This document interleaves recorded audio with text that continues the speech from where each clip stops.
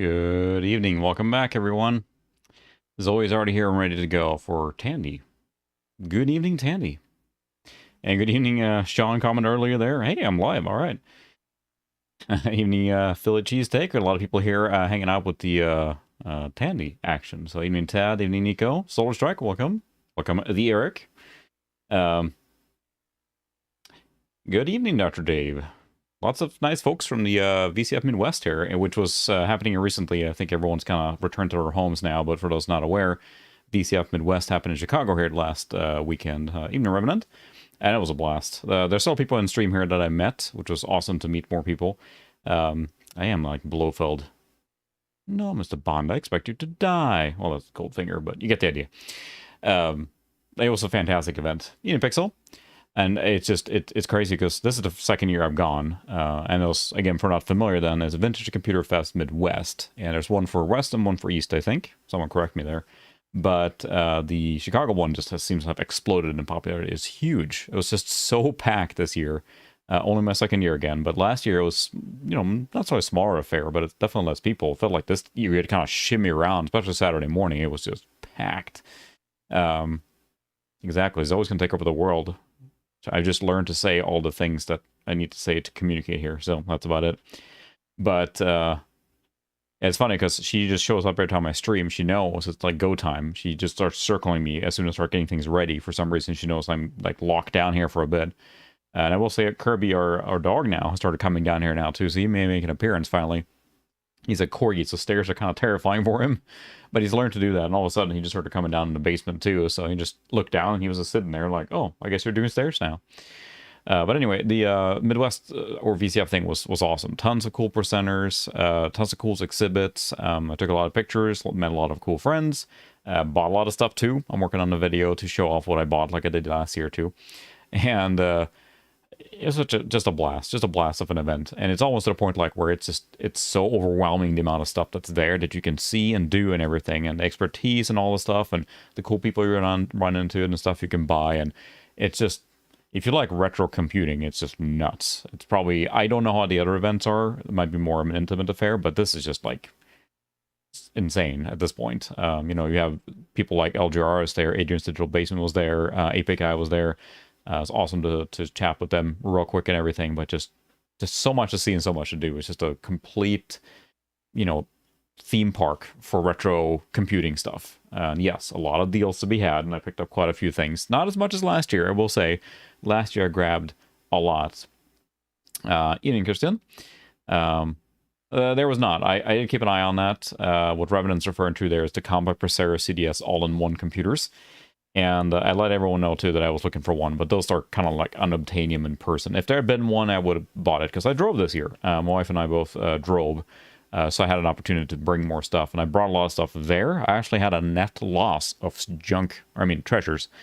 I had a net loss. I actually brought with me more stuff than I brought back home, which was quite a feat. Now, I grabbed stuff that I would like. Some big box games and some cards and stuff that's going to go into builds I'm currently working on. So that's good. But there was so much opportunity to buy stuff. I mean, there was a table there. They were selling on Model M's for $30, like basically factory new ones. And that was just like freaking piranhas hitting the prey. All the nerds just gathered up there. And it was awesome to see that being passed out to the community again. So it was a really fun event. If you have any opportunity to go to any of these VCF ones, it's a great one. Now, I might be wrong. This way I understood it is that the VCF ones are separate in the sense that the East, West, and Midwest are completely separate in the organizers and who runs it and all that stuff. Maybe I'm wrong, but that's the way I understood it. So they're very separate type of events. But I would love to hit the East one maybe next year. We'll see. That, of course, would involve flying again for me. I can't drive that far. That's a little too far from the Midwest. But it's a lot of fun. If you have any opportunity or chance to go, I would highly recommend it. Just from the, goodness, cat hair. Overwhelming amount of stuff to see and the cool people you meet. It's just a blast. And I did have at least one Chicago dog, so that was check out my list there. I did not have deep dish pizza, but did have a Chicago dog at least. So does Tandy. That's kind of reasons we're here now. From those of you who remember, many of you are very, very local viewer or very loyal viewers, which I always appreciate. From last year, we streamed the Tandy as well. This very same machine, the Tandy 1000 SL. Oh, there we go. Well, there you go. Thank you, Dr. Dave. Dr. Dave is an awesome guy, too. Definitely check out his channel if you haven't. Lots of cool stuff there. I'm not intimately familiar with the Tandy. So growing up in Europe, Tandy was not really much there. Because, I mean, that was Radio Shack's thing, right? Radio Shack did not really have a presence in Europe, at least that I saw. And so Tandy probably was launched in some regards. It was in the Australian market, I know that. But in Europe, they did not get much of a foothold because, I mean, Commodore was just it. There you go, the local tech support, right? It's the curse if everyone is interested in technology or IT, you get to do local tech support. But even Doppler, welcome. It's Commodore was just reigning supreme. Everyone I knew when I was a kid, like you walk into one house randomly, hopefully invited. I mean, it's Sweden in the 80s, I guess. They had a Commodore of some variety. It was the Commodore 64, 128, and Amiga was just everywhere. There were so many things like that. Something happened in Discord server? I hope not. It's still here. I'm in it right now. Did you drop out? Let me know. I can put an invite in here. Let me do this.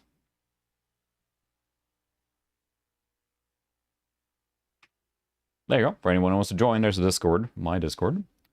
For anyone who's interested in chatting there, don't feel like you have to, but yeah, exactly right. It sounds about right there, Eric. It's just, you know, you had the British influence as far as like the micros and that kind of stuff was pretty big, and you know, you had different pockets in Europe. I think the micro scene was huge in UK above all, right? Because you had the you know, the 8-bits that came from there. But when I was a kid, like no one really had a PC, or there were some Macs around, but I mean, I swear almost everywhere I saw that there was a computer at home and there was a Commodore of some variety, at least in Scandinavia. The demo scene and the crack draw stuff was huge in Sweden, especially. Everyone was walking around with a shopping bag full of, you know, copied floppies and everything. So I have very little exposure to Tandy. And, you know, someone correct me here now, but as I understand it, basically just, you know, it's a 286-ish machine for this purpose. It's a Tandy 1000 SL. You can see it in a thumbnail here. I tried to butcher that a little bit there, but it is a very handsome machine. I do have an action cam set up here, but unfortunately there's a cat there. So if I switch to that, I don't think you'll be able to see the computer. Yeah, there's a cat there. The computer is down here. See the beige goodness right down there, and just junk everywhere. But the Tandy had, or has still, I suppose, a really neat feature in the sense that it has support for an extra video mode. You come from CGA with the magenta and cyan color schemes and everything, and the TGA, or TGA Turbo, or Tandy Graphics Array, I think it's called, whatever, Tandy Graphics Adapter, gives you access to 16 colors, which, you know, before VGA and everything was pretty amazing. I can't really place exactly where the Tandy landed as far as like the Amiga and stuff, because I mean the Amiga really was something else when it came to multimedia and the visuals and graphic fidelity. So I wouldn't say I'm an Amiga fanboy, but I'm not far off, because it just, my neighbor had one and it shaped a lot of my early computing memories, the Amiga. So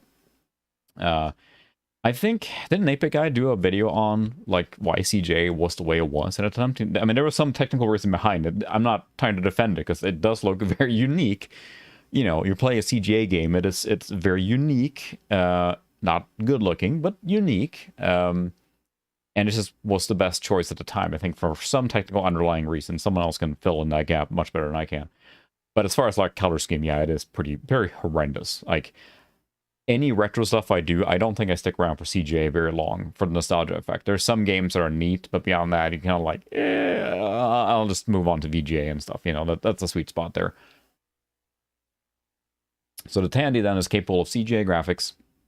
In this particular, wow.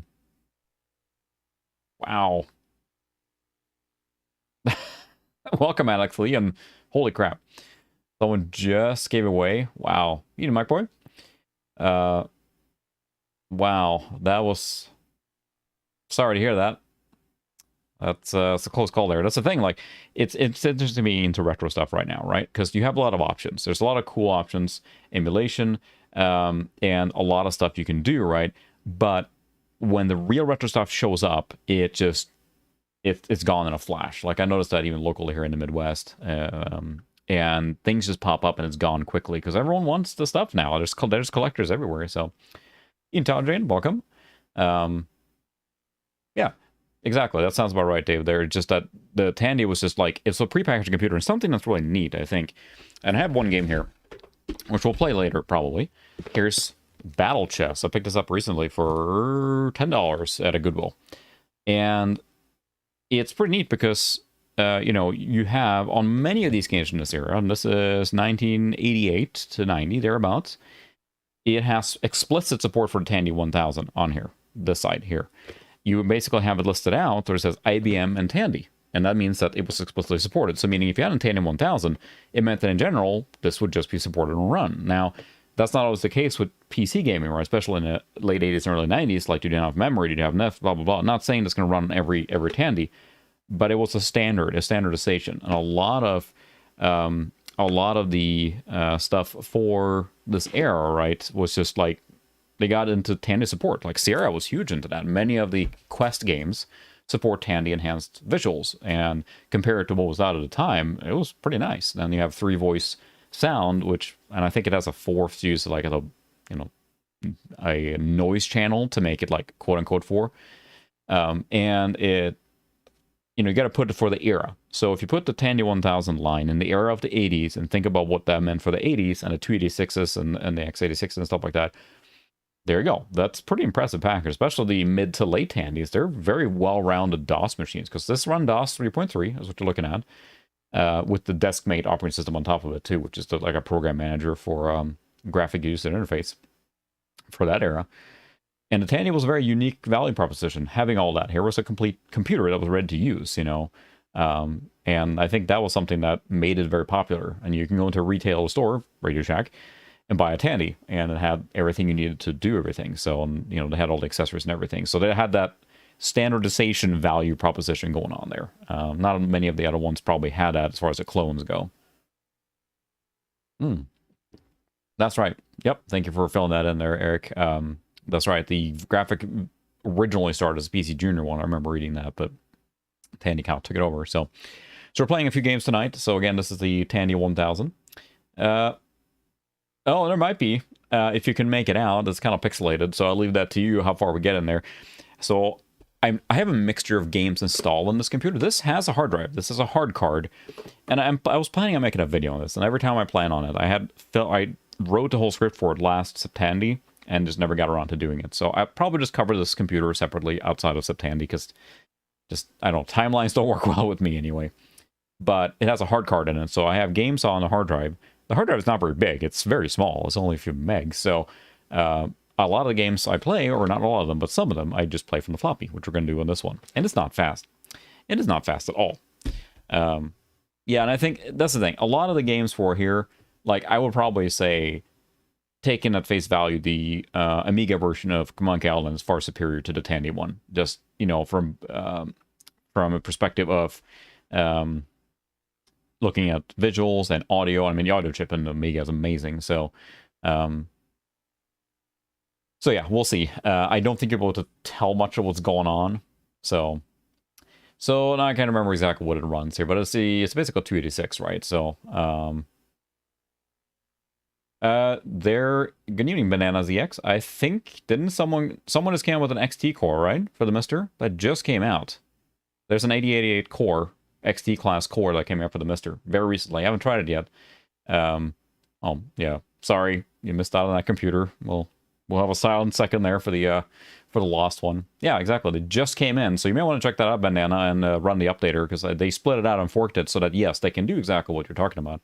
Oh, and Bandana's mentioning there is that the 46 core, the AO46 on the Mister is cool, but it tries really hard to be like a middle pack 46, like 33 to 50 megahertz. Realistic performance. And, you know, hey Zoe, trying to get my cables down here now. Like, pay attention to me. I'm going to play with the cables. Yeah, exactly. There's no FPU. So it definitely makes the performance pretty limited.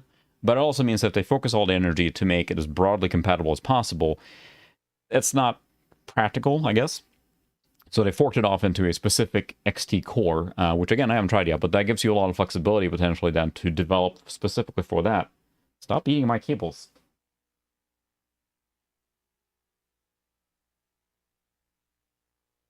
Gonna chew on the USB cable for the action cam. That's not gonna fly. Good evening, Foil. Welcome. So I think the idea then is that they can develop that core specifically for the older platforms and older games that are going to be speed sensitive and run much better. So anyway, we now have the Tandy 1000. You're watching a live capture directly from this. So that's very explicit. Yeah, very specific.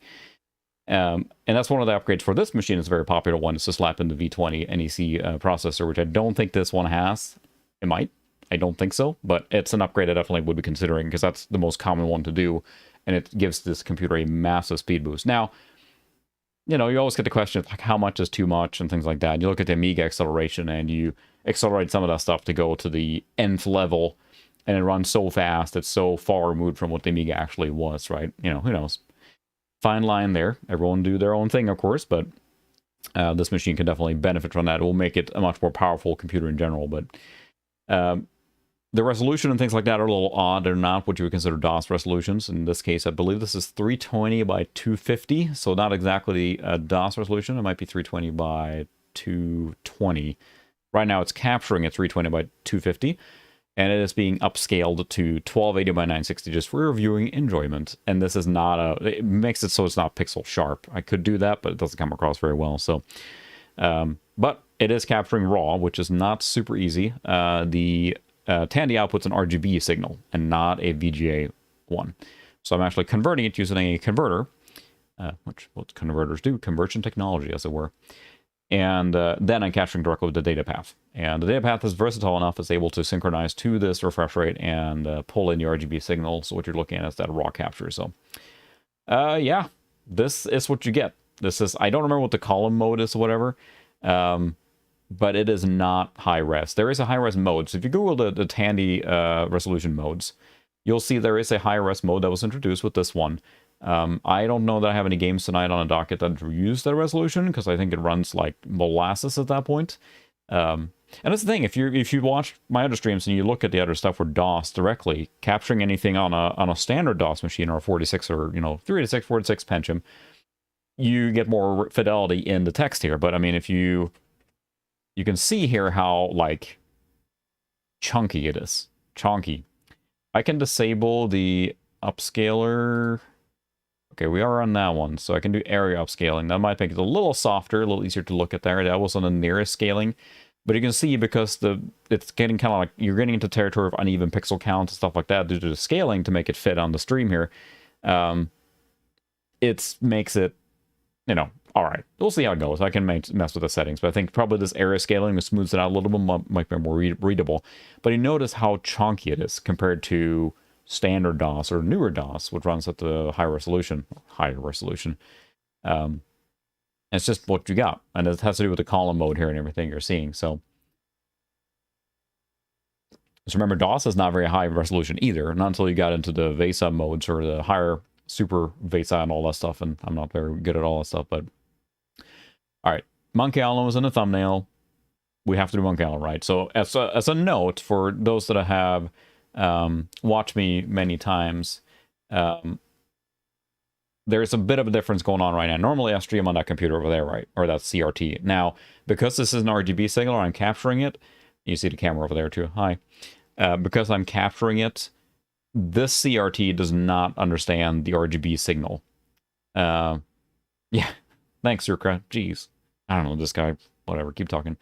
Because it outputs RGB signal, I can't capture that, or I can't display that on the CRT. It just goes blank. That's just what it is. So, so what I had to do then is, what you're looking over here is the capture window that I'm dragging in from data path, and I'm watching that as I'm playing. That's the best way for me to get kind of like a live feed of the game. So I'm watching on a flat panel, unfortunately. I don't really know a good way to capture and stream this at the same time. Yeah, so for those that weren't here for when we streamed Monkey Island, the Quadro 610, one of the sound modes on Monkey Island there was the most hilarious thing I've ever heard, and you may just want to go back to the stream and watch it, and then there we go. The Rick guy, that's the guy that doesn't have that compact all-in-one. Yeah, no, it's a zip disk, actually. It's a zip one. This is a zip. I only use the highest the best quality of camera gear and stuff. So I zipped this case to lift the camera up a little bit. So, but yeah, the Monkey Island one was just hilariously bad. So the sound chip is unique, yes, in the Tandy. I don't think it's a bespoke chip. Someone correct me. It is one of the worst renditions, yeah. But the how's it going, Asuka? You've been hitting that moonshine a little too hard there. The Tandy has a unique sound system, basically, that lets you have 3 voices. The way you can consider that more of like a PC speaker plus, not like, you know, Amiga or Commodore or anything like that, or a unique chip like that, but it's more PC speaker with enhancements and multiple voices. Imagine if PC speaker had like 3 voices with some more instrumentation and stuff, and that's what you get. So we're gonna go into Monkey Island. Monkey will automatically detect that this is Tandy. Monkey Island supported like a boatload. This is a specific, I think, CGA, TGA, EGA version of the game that is separate from the other one. So, you mean Eton 975? Yeah, so here's the thing. This machine was given a good once-over and basically upgraded everything with the previous owner. I have not taken it apart more than just checking it. So no, there's been no service on the power supply or anything like that. So there's always a risk. It's been a steady trooper so far, but it always is the risk. There's always just a risk involved with old equipment, right? No, this power supply has not been taken apart or serviced to my knowledge. So, yeah, you might be right, Pixel, there. Someone else can fill in the blank there as well if needed, but they might be if related to the master system. That gives you an idea of what we're dealing with as far as like modulation and stuff like that. And, you know, it's not a sample based, it's a what do you call it? I don't know I can't remember what you call it, but it's like a CPU based like the NES and you know, things like that is creating the sine waves and everything. So we'll run Monkey Island here now. Square wave, there you go, thank you. And it's basically the CPU generating the, you know, when you look at it, you get the square wave, and if some of them can be smoothed out and create waves and stuff like that, and that basically generates different things for you. So hopefully the hard drive works and it doesn't just crash. There we go, huzzah, it worked.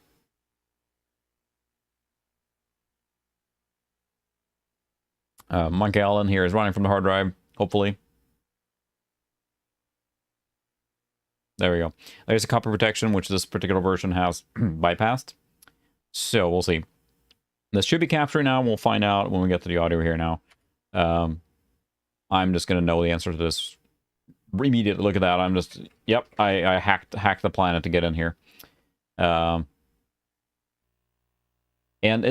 I think the Tandy mode is good for this game. It's very complimenting of the game, especially coming from an older version. Darth Binks. And here we go. Here we go.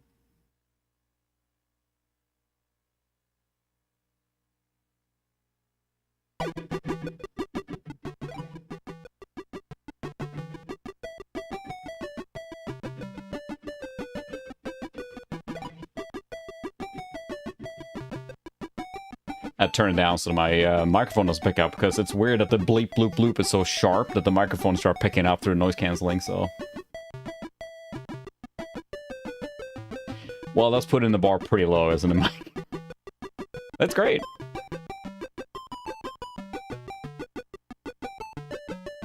This is TGA mode, so it's an enhanced CGA version with 16 colors. So it's kind of like, I don't think it's quite EGA, but it's close to EGA, so.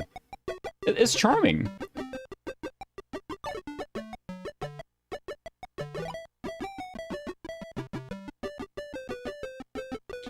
Yeah, it's really charming for what it is. And just the layers add so much, having that multi-sound that the Tandy can generate, which you didn't have on you know, PC speaker. So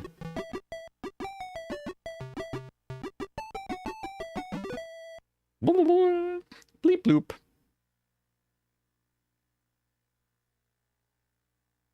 And it is interesting because there's a volume knob on the front of this computer, which makes it easy for me to adjust it. So, yeah, it's not far off. I mean, I'm trying to think like, consoles are hard to do direct comparisons, right? Because they always are like purpose built, and they can be developed very specifically for. But the coolest thing with the Tandy is that, again, it was a standard, right? So developers could target the Tandy specifically, the TGA and the sound mode. Not every game supported it. Some games supported the graphics mode and the sound. Some supported just the graphics. Some supported just the sound. Let's not muddy the pipes here. Hi. And here we go. Now we're in Monkey Island, right? And I think it looks quite charming. And I mean, I would like to say that probably the Amiga version looks better. More colors, I believe. More than 16, maybe not. I don't know. But it still got a very good charm to it. Now, the thing with this, that it runs very slow. Very slow, sluggish, what I would consider. Especially when we play this game on a Pentium class machine, right? And slow down to make it run, period. But in this case here, we're running on very period accurate hardware for Monkey Island, and it runs slow. 32, thank you. And I think that adds a lot. I mean, doubling the color gives you a lot of opportunity to blend things better. You can see the dithering going on pretty heavily. This will be blended out on the CRT, of course, but here we're picking up the sharp pixels. You can look down at the center, like in the bluish area, that do the dithering, like smack into different colors with black in between and a checkerboard pattern to make it look like it's smooth, right? I will run slower than this. Yes, this can be overclocked by dropping a NEC-V...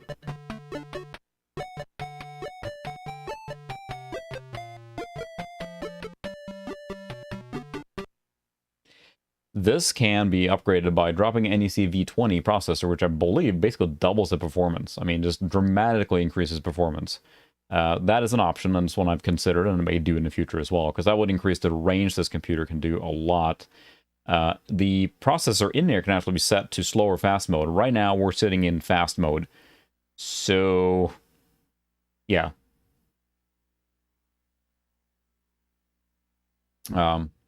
Yeah. So on, as far as your question, Ethan, on the I'm running on a Pentium, I had to use set mult to slow down the Pentium a lot.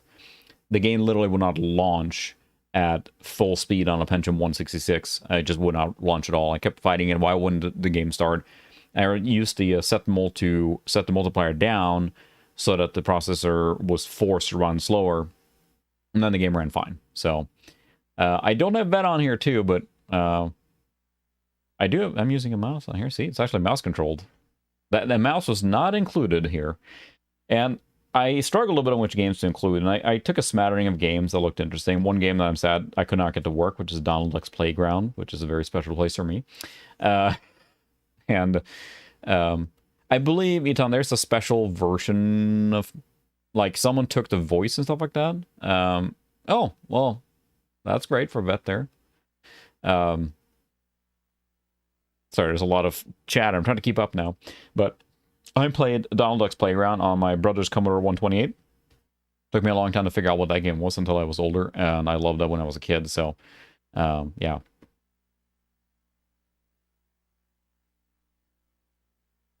Complete in blocks Tandy, oh my.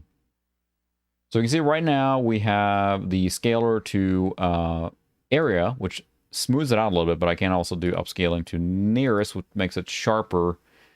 I think I'm going to leave it on the upscaler to area, which blurs it a little bit, but it softens the blow a little bit from the extreme pixeling going on here. So,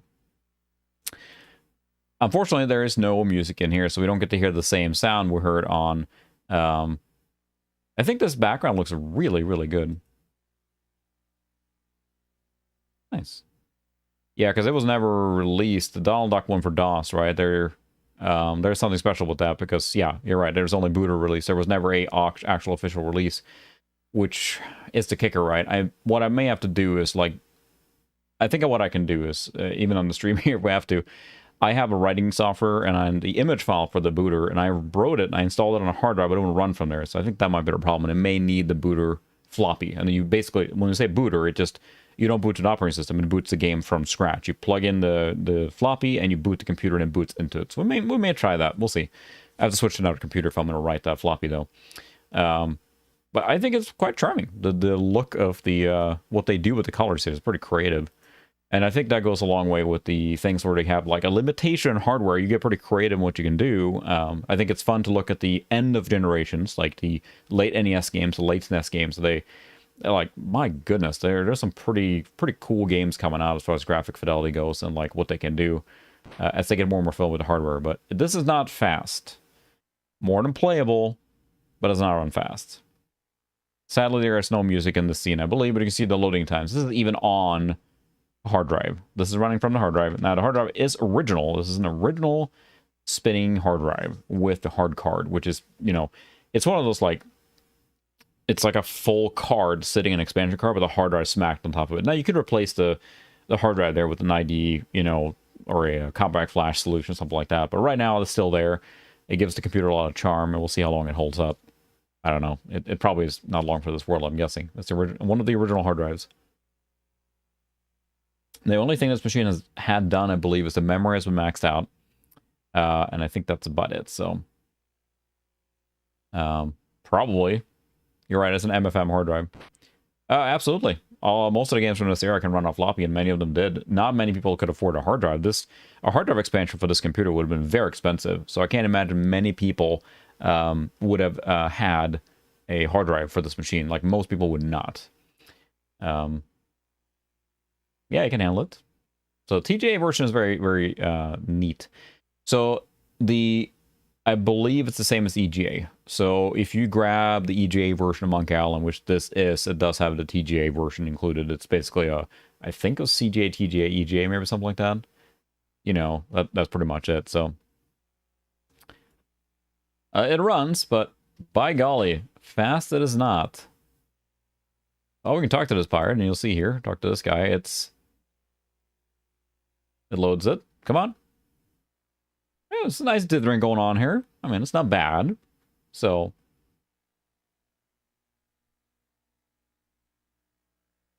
it's definitely a exercise in patience to play it on this machine. I seem to recall the Amiga would have been a lot smoother, so a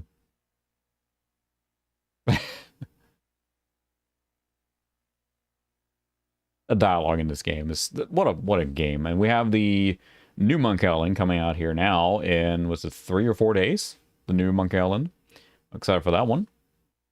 I'm sure I'm going to get it right away, but I definitely want to try and play it. I want to be a pirate. Yeah, it is very different. The VGA, you don't realize playing the VGA, when you go back to DOS and play games like this on VGA, you feel like, oh, wow, it's like, you know, retro and stuff. But VGA was the last, you know, era of like the DOS graphics. So, or I mean, you got the VESA and some of the stuff that were higher resolution later on in DOS. But like, to me, the standard like 486 DOS or 386 is just like, you know, that's the end. But there was a long period of DOS gaming that was way before VGA, which I'm not super familiar with, and I didn't spend much time in it. I didn't really have a computer at that era, because the first machine I got was like an XT clone. My dad had it for bookkeeping for his business. That was a hand-me-down, so I got to play with that. After that, we got a 486. That was my first real computer. So, yes, that is a very cool thing to do, Mike, that you mentioned there, is to there's a special version of the VGA version of Monkey Island that includes the special edition of voices. So you can play it in VGA with MT32 support and the special soundtrack for the talkie stuff. And that's like, I believe, I haven't tried it yet, but it's probably the best version of Monkey Island to play as far as like best. But yeah, VGA it's advanced compared to this, so I mean it's a broad standard.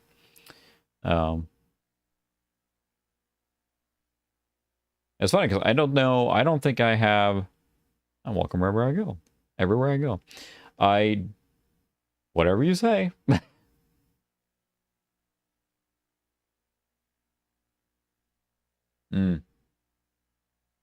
Yep, that's probably accurate, yeah. It's like VGA was around for a long time, but it's easy to think now that, like, you know, VGA card you can find just a standard, like, S3 or whatever VGA card that you use in a DOS computer, right? They're just laying in piles at recyclers, and every computer had one, right? later. But you go back to where Dave's talking there when they first came out. It's actually interesting because the guy I got this computer from, and it was the whole computer and everything. And I mean, as you can tell, I'm using this has a proprietary connector on the keyboard. So I'm using I'm using the actual Tandy enhanced keyboard, which is a mechanical keyboard. It's very mushy to type on, even if it's mechanical. Not my favorite keyboard, but it does look the part. It's the actual keyboard. He had, the complete computer and everything. And he also included was it a VGA card for it? And he said, this will plop in a VGA card, right? And it will, like Dave's talking about, that it can do a lot of stuff with it, but it loses that charm. You lose the TGA mode and everything at that point. Now, it gets more capable, but less period correct-ish. Like, because that would have been a very expensive upgrade to put a VGA card in this machine. Where's the Loom guy? We didn't talk to the Loom guy. It is excruciatingly slow, isn't it? Because this is a lot to render for this machine at the same time. I mean, this may not look like a complicated scene, but this processor is not fast. I yourself.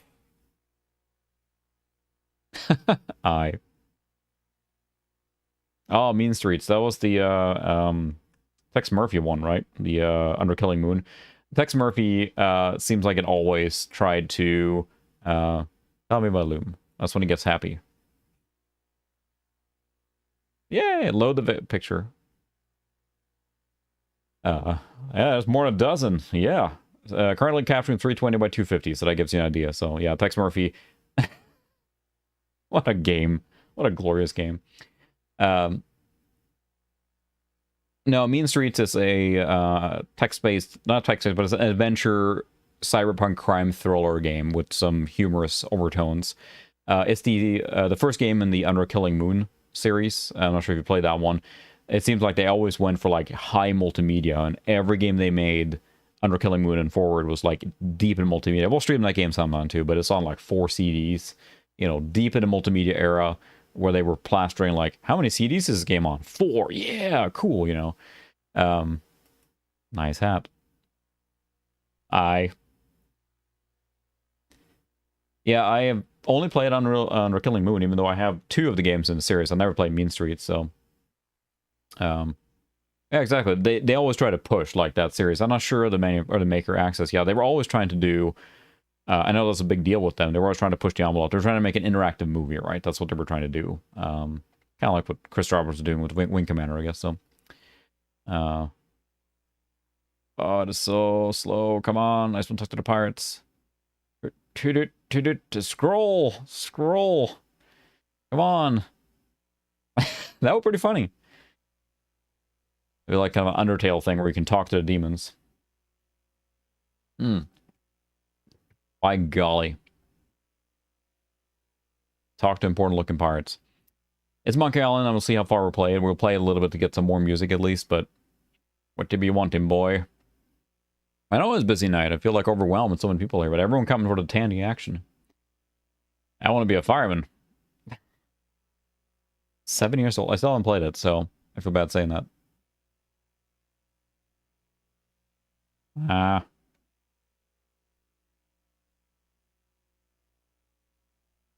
Yeah, Under Killing Moon's really cool.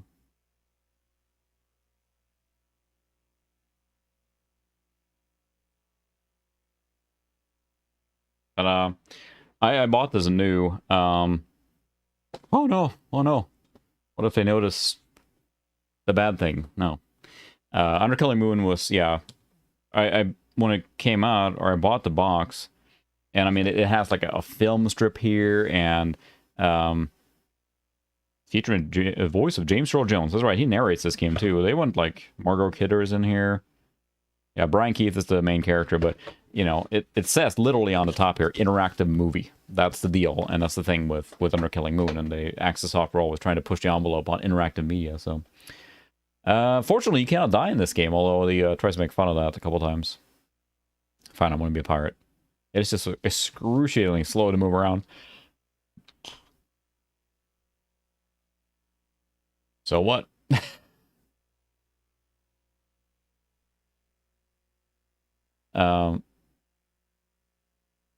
Yeah, and that's the thing. I didn't really play many of these early games because I came from basically the Amiga that my neighbor had, and then went to the XT clone, which, you know, was a downgrade for every intents and purpose as far as gaming goes. It didn't really have anything on it. I remember asking my dad, like, because his, like, other company buddies and stuff like that, they like, had, you know, asking for games. Oh, okay. Interesting. I'd try that. Maybe it'll clip faster.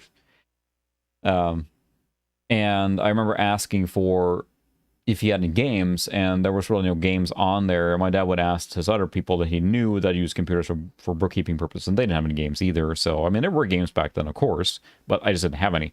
I think the game that I got was like, oh, hey, I got this from my friend. My dad gave me like a floppy, and I loaded it, and it was like a drink mixing software. So you can like put in ingredients, and it would tell you what drink to make. I'm like, thanks, Dad. This is great. I'm 10 years old. So anyway, yeah, Windows 3.11 was a game. When my 486, when I got that, we went and bought that. That was a big step up, of course. 486 33SX, that was a compact all-in-one. And you know, I don't know that I have that. Sadly, I did not care to, like many of us, I think, I did not keep any of the stuff from back then, and that just got chucked way back. I mean, we never kept it, because by the time that I got into, you know, Super Nintendo and I was playing on the newer computer, then it was just like, yeah, check it all out, you know. I think it was just simply like a very simple, like, pick ingredients, 1, 2, 3, 4, 5. It was basically a text tree, right? So,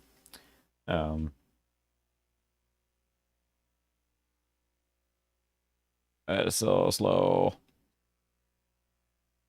But yeah, I wish I would have kept that stuff too. But my 4633 was a compact on all-in-one, and it came with the TabWorks, Xerox TabWorks program manager that you would have had normally on Windows, right? The normal Windows program manager. And the program manager got replaced with a Filofax, and you can flip around in it. I thought that was so cool. So yeah, I played the entertainment pack came with that. So I played, you know, Jazz Ball and Ski Free and Chips Challenge a lot. And then I got demo CDs all the time in magazines. Har, har, har, har, har. And that had, like, you know, click and play. And I spent so much time in demos. I spent a lot of time in demos. And of course, that was a pretty capable DOS machine, right? But unfortunately, when we bought it, I was a noob at the DOS C, and I didn't know anything about AutoExec, and I figured out as I went along, right? There was no Googling back then. So I got Doom 2. I still have the box right behind me here. Doom 2, and then Transport Tycoon. The Christmas before I got the computer. And I got a computer a few months later. So I just read those through all the way through. And it came, I think, with 4 megs of RAM maybe out of the box. But I could not get Doom to run at all. Like, it would not, Doom 2, and it would not run at all. So we ended up, like, you know, me going to my parents, like, hey, here's the game we just bought, and I got the computer, and I boohoo, and I can't play anything. And they took pity on me, and we ordered the RAM stick, which was like, you know, $200 back then to upgrade to 8 mega RAM, and then we could play the game. And I don't know, that probably could have been handled by better memory management, but enough just brute forcing memory allowed to run. Here we are. So then I started playing Doom 2 and never looked back. So, Master in the Art of Thievery, the 3 trials. We played this before. We won't play Monkey Island too far. It's just neat to see. We'll walk around a little bit. We'll try and disable the scrolling, see if that helps there. For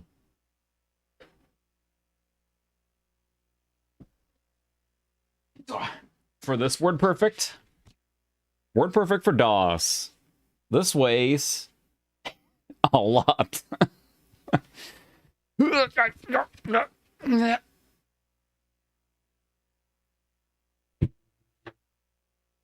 WordPerfect. Yeah. There. I cannot believe how heavy this box is. I actually weighed this a while back. I can't remember what it clocked in at, but it was something ridiculous. The best of word processing. I don't know where to put this where it's not going to buckle the table. It is by far the heaviest box I own, so... Oh, fancy. Well, I just have a DOS version. Like a plebe. Yeah, I think that with the memory, what we did, Eton, was... actually, what we did was we actually called to a specific place. I think we called to a specific, like, hardware store, and we told them our model. My dad had no clue what those things meant. I had no clue what they meant. We basically said, we have this particular model. and they looked up what memory that takes and then shipped the memory like that. So fortunately, we didn't just go into a random store and buy memory and say, I want memory. So we're lucky in that sense that they had full service businesses back then that basically just shipped you the specific memory you had wanted. So that made it pretty easy to figure out what's going on there. And what's in this box anyway?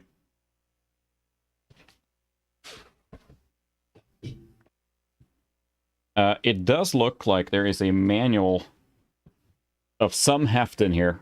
Like half this box is manual, more than half of it. The software is just one little piece of it. The rest is just a manual. There was a lot of business that did that in Sweden back then. Yeah, that is. Well, I mean, it's like you couldn't Google it or like have a manual online, right? So it was all a thing. So all right, well, we're just gonna move along now because I'm tired of talking here. But it's like you need a reference work. This was like a business software more than like a home typing thing, or I mean, it was a home typing thing too. But it's like you needed the whole reference manual to look up things, how to do or how to use the software. All right, Control R. Does that turn off scrolling?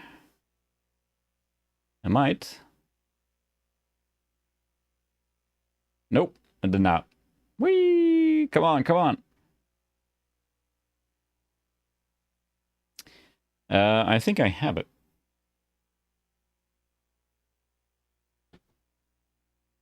Oh, sorry, it's version 3. Those two were version 3.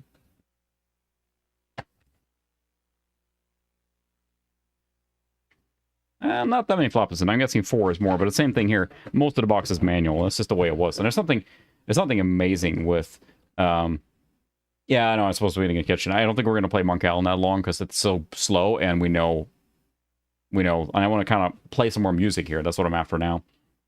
Go in the kitchen, get the fish and that kind of stuff, but we won't get that far at Monk Island. I just want to do a little music and stuff. But yeah, I think Windows 95 is what I have on floppy too. That's bad. There we go. Now we have a little cutscene. So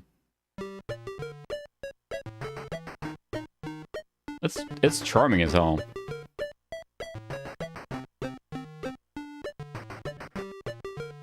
Ooh, there's lava.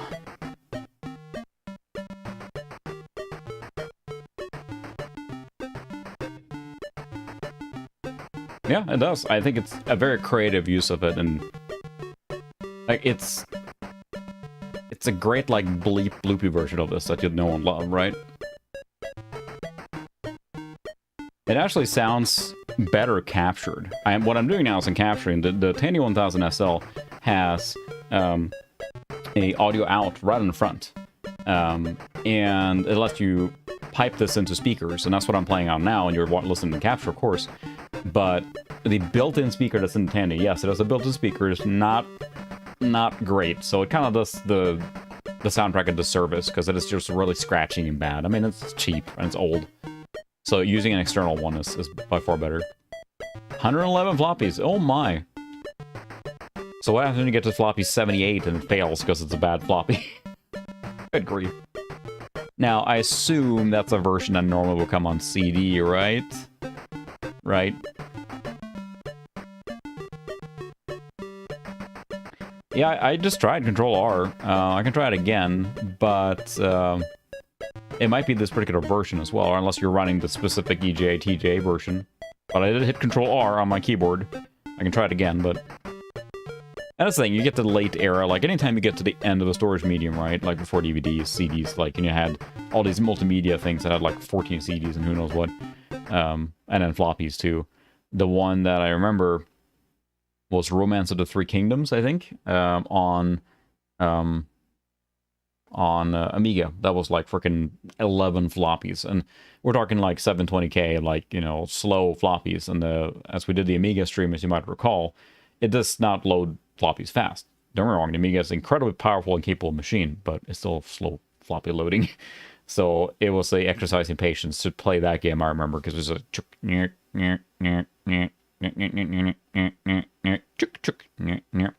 Yes, Lemmings is on the docket tonight, because people were asking for it in Discord, and might have been the one that suggested it even. But yes, Lemmings is installed and ready to go with the Tandy version. Didn't Action Retro just do that? He did a floppy raid. You want to check out his channel on Action Retro. Yeah, there were so many weird standards. We take it really for granted now, how good driver support generally is. I mean, don't get me wrong, there's always oddball stuff, but like Lemmings 2 The Tribes, that one I have over here, but I don't know that's a where did that go?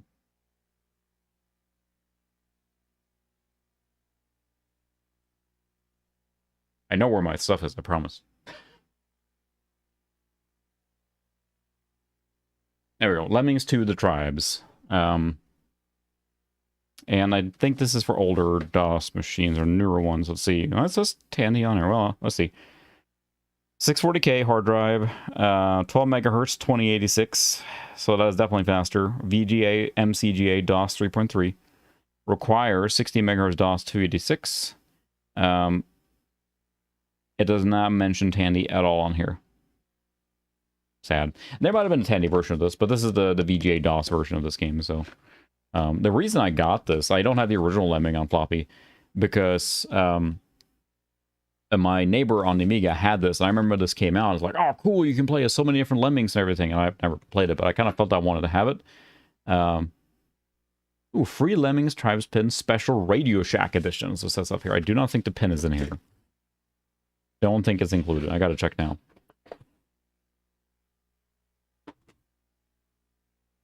This is produced from recycled biodegradable material, but that's fine. We'll never throw it away, so. No, the pin is not in here. Holiday Lemmings is in there too. Bonus disc. Oh, here's the original Lemmings just sitting in here with a floppy that is completely busted up here. I didn't realize it came with all the other ones, but here's the original Lemmings. Psygnosis 1991. Lemmings bonus disc and Holiday Lemmings MS-DOS version. Neat. Smells like smoke. Neat. Anyway, let's play a little more Monkey Island, and then we'll go do actually another game, because now we just keep talking about Tandy, which and DOS and stuff, which, don't get me wrong, I can keep going for hours, but we're here to play Tandy stuff, right? Oh no! Pop, pop, pop, pop, pop, pop, pop, pop, pop. Let me try the Control R trick again here. Control R. Horizontal screen snap. There we go. Now it took effect.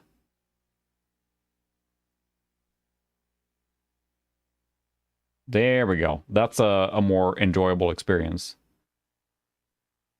That is much more enjoyable because you don't get that slow scrolling. I just had to control really bad. Let me see what it said. I think it's a 93. I already put it away here now, but I think it's at 93. 1993 Holiday Lemmings. Yep. It's funny too, because I mean, I've only played. Yeah, we're gonna check that. I don't think there's music in there, sadly. So you have the sound effects and everything. I mean, it's a more than good experience playing Monkey Island like this. I don't think there's anything to do with those guys running around there, right? The dude that runs around in this open area here, there's nothing to it. But it was rendering weirdly there because of it.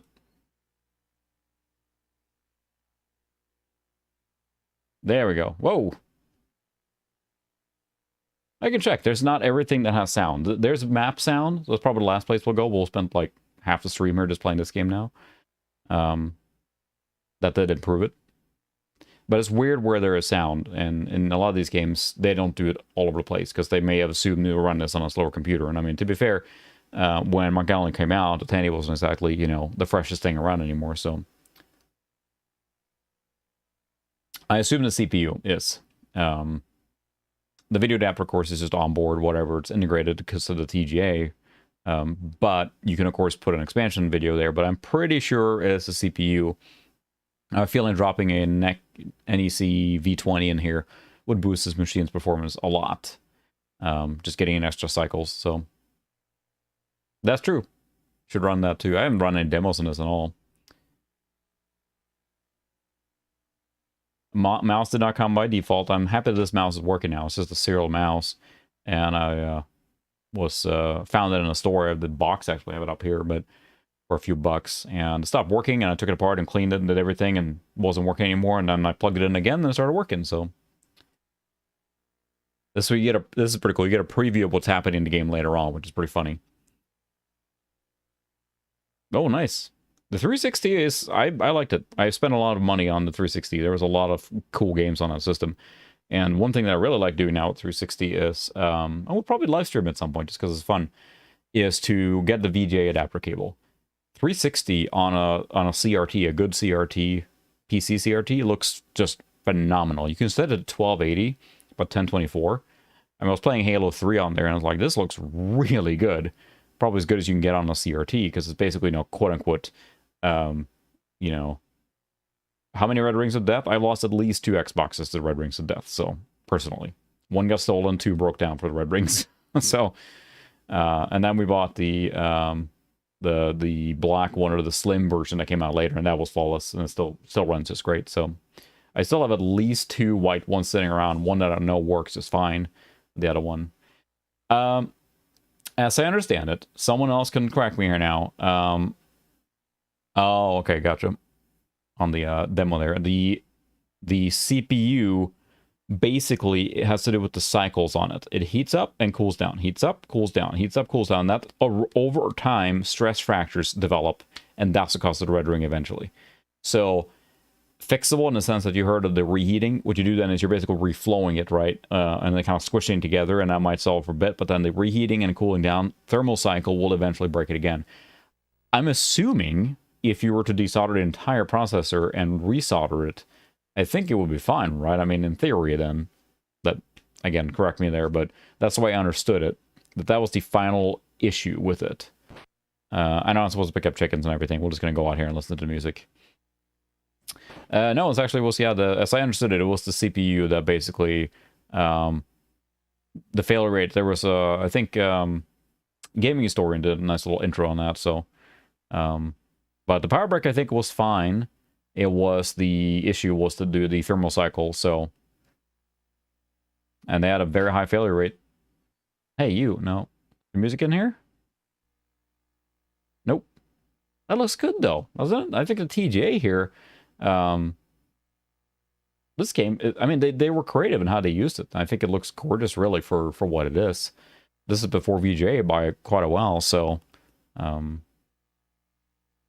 and that's what the... Hi, Trorsland. I'm not sure if I said hi earlier, if you showed up, but the towel trick is that you're basically cooking it. You're cooking the whole machine to reflow, so the thermocycle gets extra hot then, right? And it can't cool fast enough.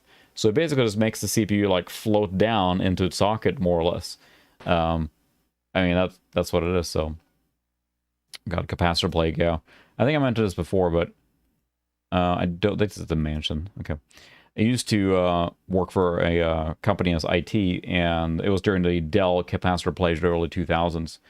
It got to the point where we just called our Dell rep. It's like, yep, we're getting another one. It just came out and swapped the motherboard. I mean, it was every freaking tower we had a capacitor bulging and leaking and everything, so. All right, we're not going to play this much longer. I realize we've been spending like an hour playing nothing but Monkey Island now, but talked about a lot of stuff. Oh, come on, scroll. It does make it feel smoother in the sense you don't get that extreme stutter going on, and it just snaps, right? So don't put red to red on AT power supplies. Ask me how I know. I learned that the hard way. Yep, that's what happened. If anyone's watched my video on that, I completed a boneheaded move and just put red to red and fried that power supply. I don't think the motherboard is fine, but yeah. Oops. Live and learn.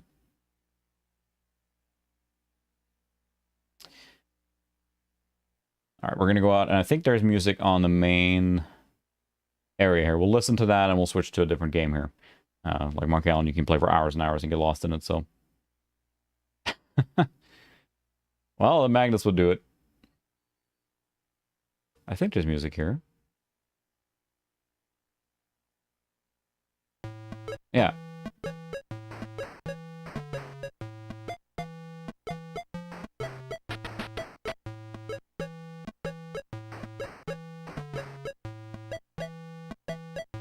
I think this does a great... It takes advantage exactly what you expected from the TGA graphics and the sound. I think it's a great example of a Tandy enhanced game. Now, many of the Kings games, or not Kings, all the Quest games basically support Tandy stuff, but this is great. So Oh yeah, my wife and I played so much Astropop and Geometry Wars. That was the era of the early arcade titles and stuff like that.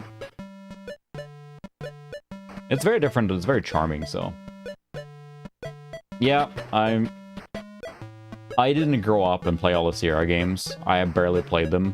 But I know a lot of people that went through the whole thing of, like, you know, Kings and Space and I mean, all those Sierra games. And they're fine, but I prefer LucasArts games as well. That's just what I played, so. Interesting. Okay, well there you go. Yeah, looks like you know more about it there, but yeah. Sounds about right. Some of the stuff, like, 'cause they probably didn't think of the solder ball. Sounds about right, yeah. The evening OCR, old computer rebuilds. Alright, I think that's enough for Monkey Island there. Quit. And unceremoniously dump you out to DOS. Bloop. Ooh, got a hanging note bug there. Neat. Welcome to Tandy, old computers. Maybe we'll just reboot. You get to see the whole reboots process here. So 640K of memory is the max of this motherboard supports. Beep.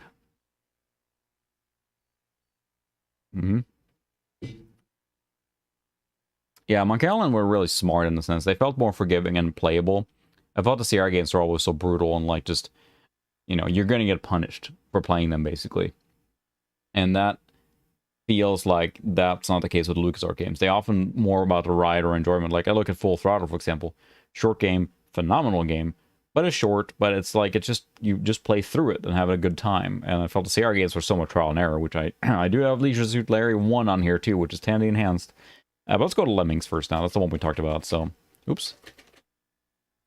And also, yeah, let's see. Let's take Lemming. Nope. Let's gotta find it first. CD Lem. I think it's a TGA Lem. TGA Lemmy. And this is then a TGA enhanced version of Lemmings, with all that comes with it, so. Yeah, it's funny because I can do most of those, but then you get some question about the period-specific ones. We'll get to that later here now, too, but then I failed some of them, so...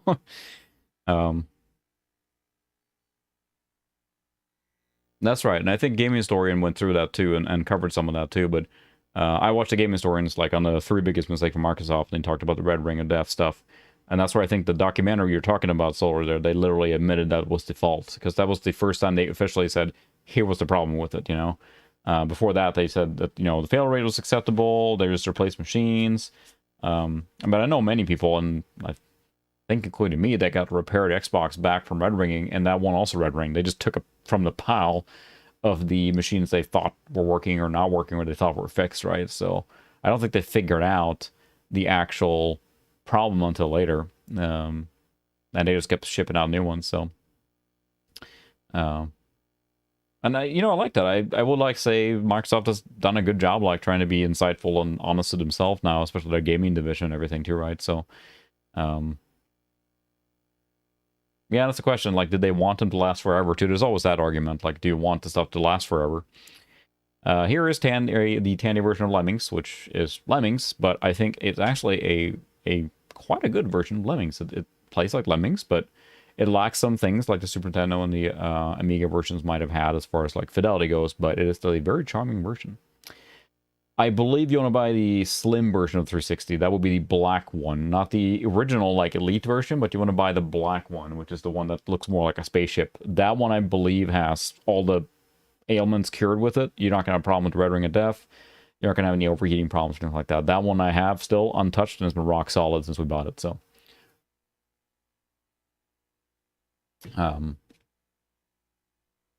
that's the one. Yes, HDMI out and also supports analog out, and it's got network built in. It's, as far as I understand, it's the, if you're gonna buy a 360, it's the best one.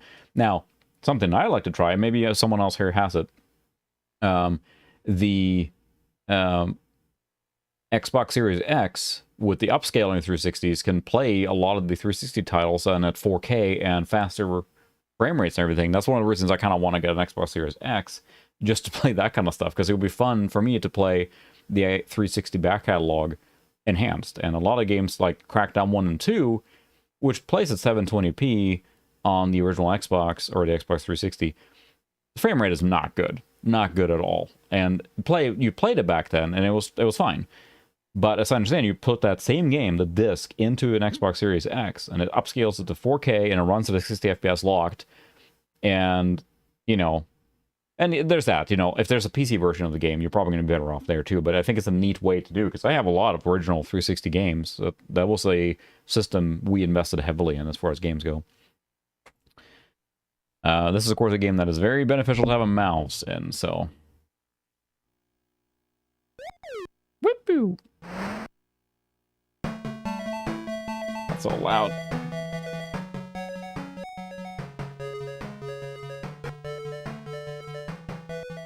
This is the volume control directly on the front that comes in handy. It's a handy dandy.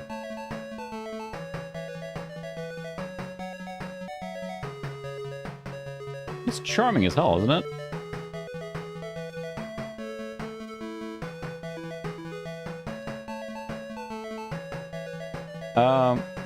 As far as I understand it, so you have the I don't know on the last, like the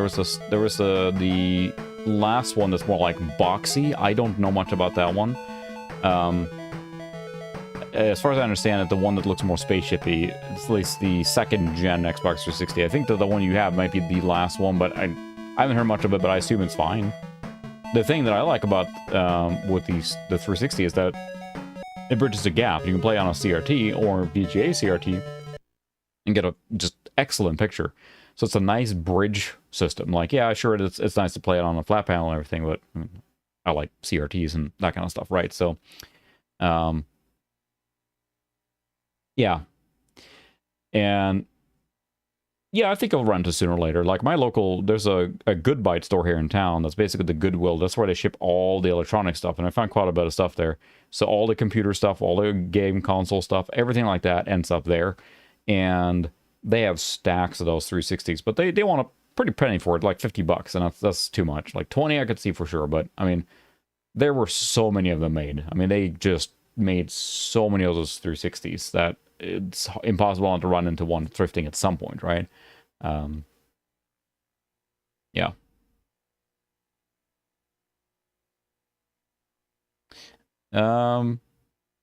Yeah, I think so, because the one I have, the second gen, the Slim they call it, whatever, has like an angular front, like it's kind of I don't know how to describe it, but it kind of juts in a little bit. I'm not sure the one you're meaning, Sucre, is the one that's completely like almost like round on the front and just completely flat. So, yeah, I mean, I played Mass Effect 1, 2, and 3. Oops, sorry you said that. I am in fact wearing the N7 logo and design here for Mass Effect, so it's one of my favorite games of all time. Mass Effect 1, 2, and 3 on 360. Played through them twice there, playing on PC again now, but I think the 360 was a great console. It was the right console at the right time. Yeah, that's the E-model is what I'm thinking of, the VCR one.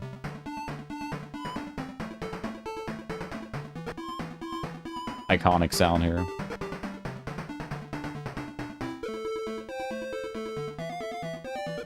You hear the bass line drops out. And you'll see it come in when the melody stops again here.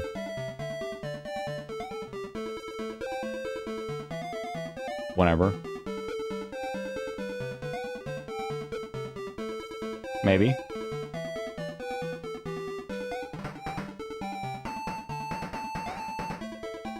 Yeah, you hear the drum kind of coming in, because you're running out of voices at this point, so... I'm a huge fan of Mass Effect. I love the story, I love the universe, I love the characters, I love the gameplay, so yeah. I'm a Mass Effect fanboy. Okay, so yeah, it's probably the one that's the last then. I don't know any problems with that one or anything. As far as I know, that's fine. Like, they fixed all the Red Ring of Death at that point, right? So it was not in their interest to keep that going, to have to replace so many systems, so... I'd bring the one I have over, but it's not easily accessible. It's plugged in, actually. So I have plugged into HDMI and everything over there, so I can play those games. And then I have a white one, the original version, loose, that I can plug into other stuff if I need to, or CRT or whatever. So, because I like to play more of the CRT, or games on the CRT with the component. It looks really good on a 360. I mean, they kind of figured that out then, right? And I played 360 on a console or a CRT TV until we upgraded HD later on. So that was definitely my bridge system for that.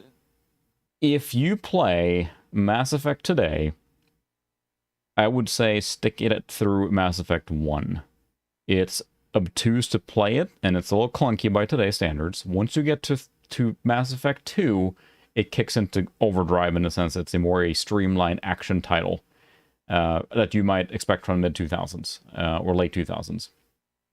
And I got hooked on the story. I've read all the novels and everything. I love the universe that Mass Effect is set in, and, you know, all the stuff like that. So I have been playing the Legendary Edition. That's a great way to play it. That's what I've been playing it to. It's a fine way to play it today on modern systems, and they have done a lot of tweaks and upgrades to Mass Effect 1, so I highly recommend that one. You can get it cheap, pretty much on sale, so... it's Lemmings. That runs fine with Lemmings. Whip-boo.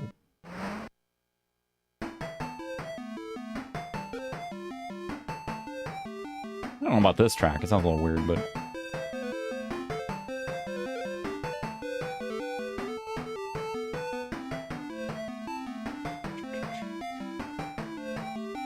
it's a space opera, and what everything that comes with it. It's like over-the-top epic space opera. I remember playing the first game, Mass Effect 1.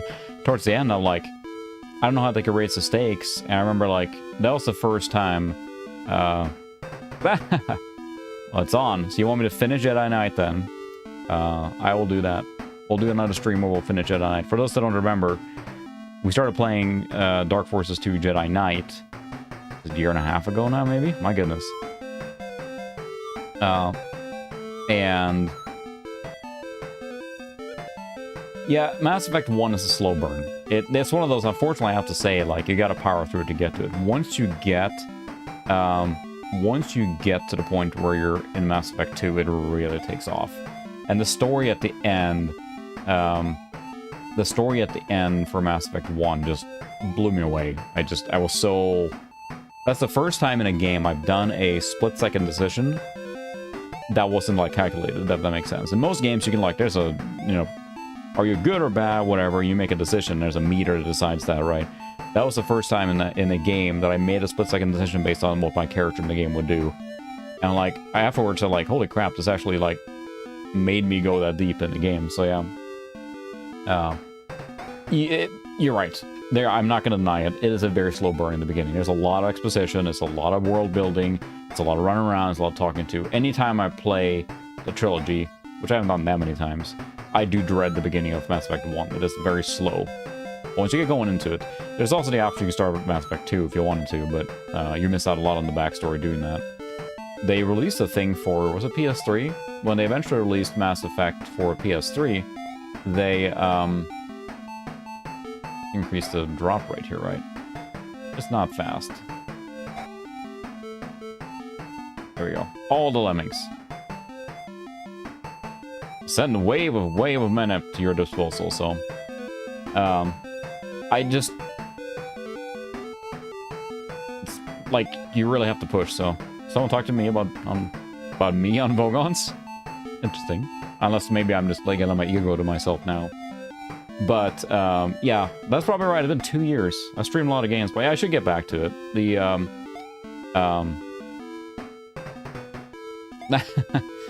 That's true. You need period accurate for it. It's easy to forget the Mass Effect feels so recent to me. When it came out like, what, 2006? 2007? My goodness. It's a retro game by now. Yeah.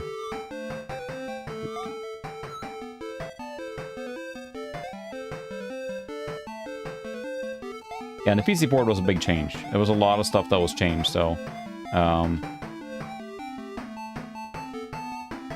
oh, you're right. I could have put the one lemming here, ignore this part, and it would have gone down here. Lemming hindsight is 2020, but then I get to pop more of them at least. Come on.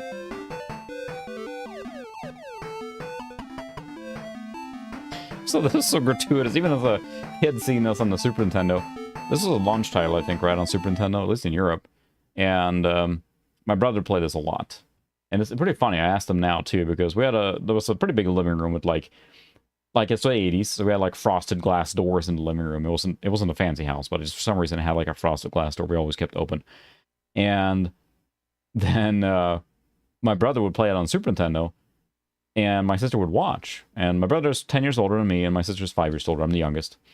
And I just wanted to watch him play. I don't think I was obnoxious. I was the little brother, so it might have been, like, not obnoxious, but my sister, like, closed the door to that living room. We never closed that door. And then she said, like, oh, you've been watching my screen today. I'm like, what? And she just closed the door and kicked me out while they watched and ate snacks and stuff. And I still don't know. And I asked her a while back, like, you remember that? She's like, no. I'm like, traumatized me for life, dude. Like, I didn't get to see Lemmings. To be fair, I didn't really like playing Lemmings that much when I was a kid. Not my kind of game, but I always enjoyed it for what it was, so.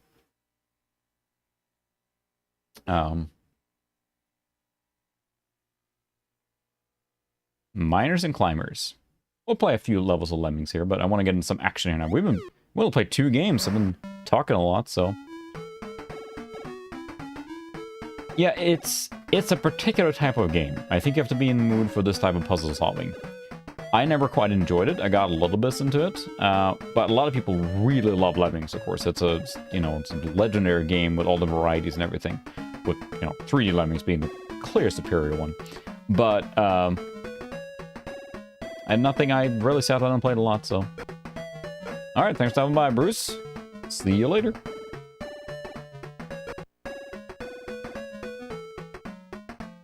You gotta be really in a. I was never good at it, I think. And I think I didn't want to take the time to be good at it. That's maybe what it came down to. And some of them gets really complicated, right? I would not, if you're going to play Lemmings now, I would certainly not seek out the TJ version here. It's fine. But it's not like, wow! Take for what it is, but... Oh, stream alright? Yeah, I think so. It's my own preview that's buffering. Let me know if anyone drops. Yeah, and that's the thing. It's like, it gets so complicated. I think many of these games, I liked that, but then it gets just so difficult. And I think, for me, especially as a kid, that drops my attention span quickly there when a game got really difficult as a kid. There were some games that I would plow through that were not plow through, but I would push myself. Like Mega Man. Mega Man is tough but fair, right? It can be cheap, definitely. Many of the Mega Man games, but that's a game that I was hard, but I kept, doing it. But then, compared to other games that I might enjoy, I could not spend that much time on Lemmings. It was not one that I sat down. My brother just loved it. He played Lemmings a ton, so I think it's still one of his favorite games. But that's what it is, so.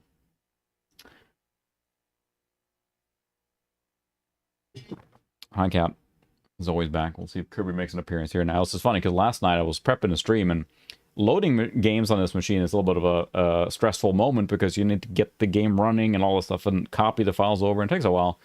But for some reason, Kirby would just come down and sit here and stare at me. I'm like, you need something, dog? He would just sit there and like pant and stare at me like he had been out potty, he got him food, he just sat there and stared at me, and he does this thing where he gets all nervous, and he licks his lips and goes, ow, ow, ow, ow. Sat there on doing that at me. I'm like, yo, dog, what's up? Literally. Like, what are you doing?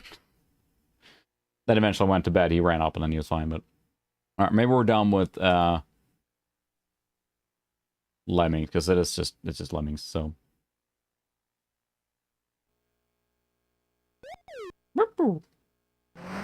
Alright, we'll do this one level.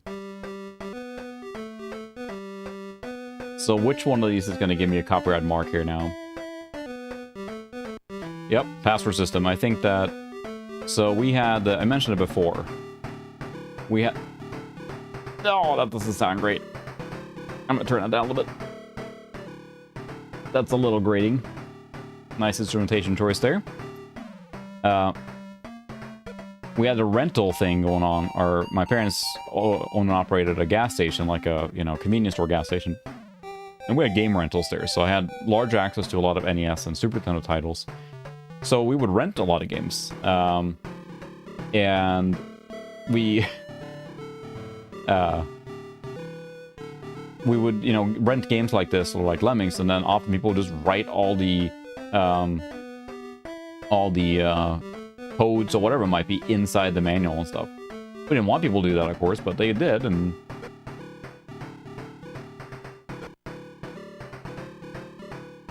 oh, that's not a great sound. Ow.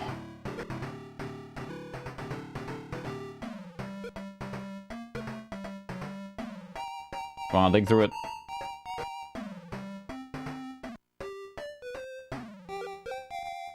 There's a lot of melodies in there on that one. Guess you guys can try to dig here too.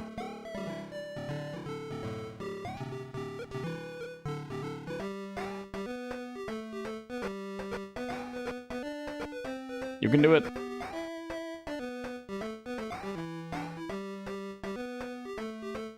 Yeah. I mean, it's not horrible, but I don't like that instrumentation at all. Compared to some of the other ones, I've been very nice and smooth, but it's, yeah.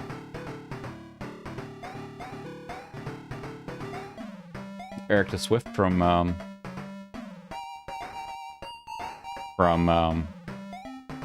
Lost Vikings.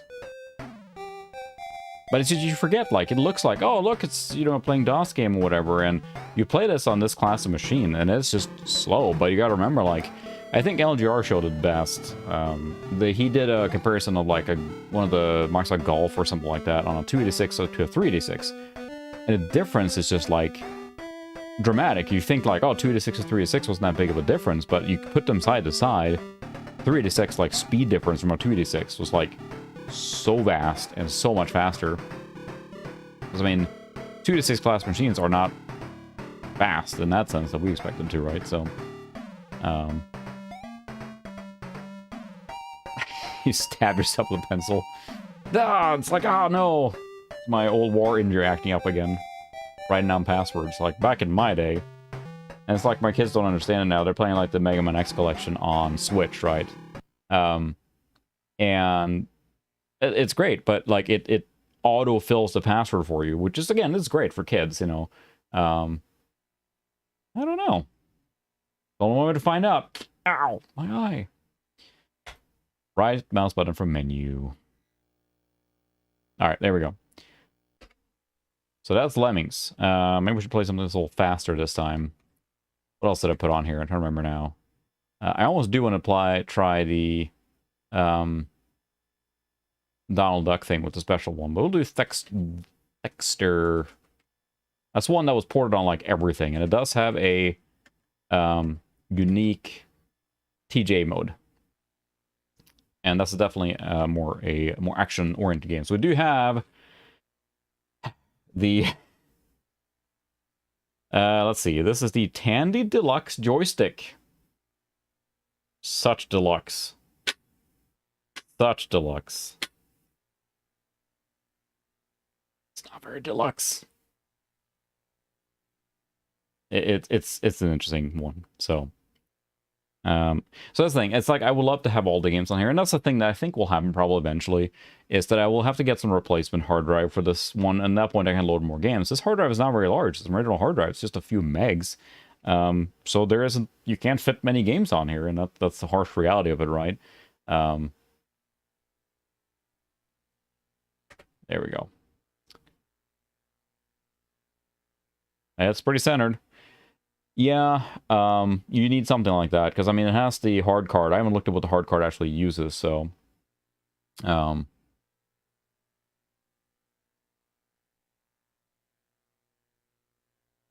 I think that's the thing, too. When you get from 46 to Pentium, like, there's some stuff that's much faster, of course, but, you know, you look at, like, Novotel Jar did, he upgraded his 46 to Pentium 83, and the speed difference wasn't that large. It's like, when you get to faster Pentium is one thing, but like a late 286 versus like an early 386, I think there's a pretty dramatic speed difference.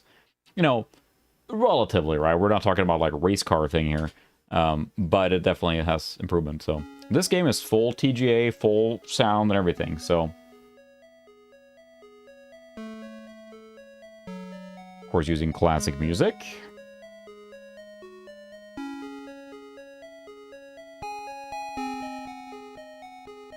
Here comes the copyright mark. That is not me playing.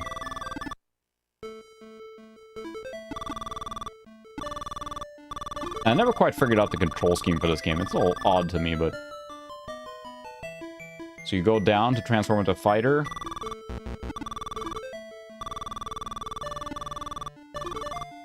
Jump. Even Joseph. So this would be a, we're playing like Texter? It was on like every system known to man, I think. Ah!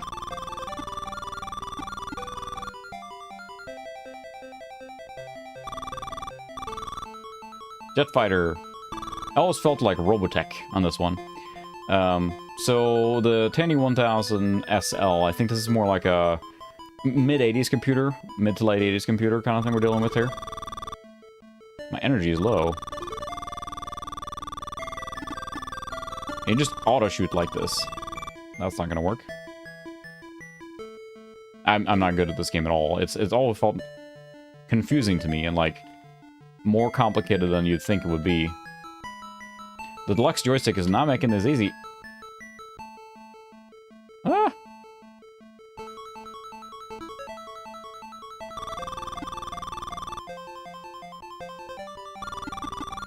But it's neat. It feels very complex for the era. Don't shoot the lava. Ooh, there's lava. There's lava. Oh, this is where I came from.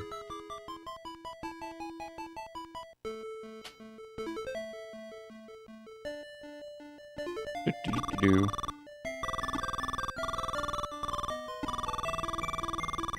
Need some more energy here soon. The shooting is a little interesting. The fact that it has the auto-targeting.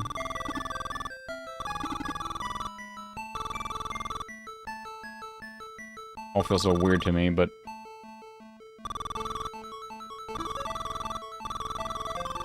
Okay, can I get through here? I don't think so.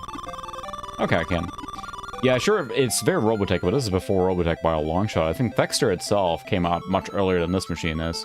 There was a lot of versions of Thexter.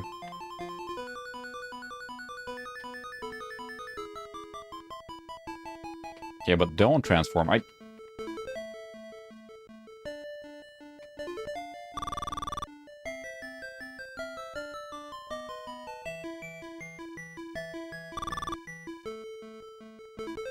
still can't quite figure out the transformation because it's kind of happening.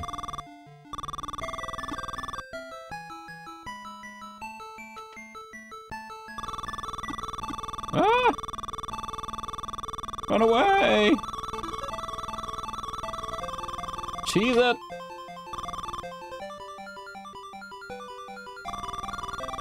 I'm gonna run out of energy. I think these are health pickups. Yeah. It's not gonna help me now.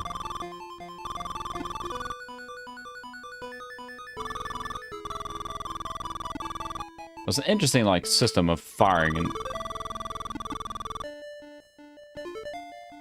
I know lava is just like... Oh, jeez. Whoop, whoop, whoop, whoop, whoop.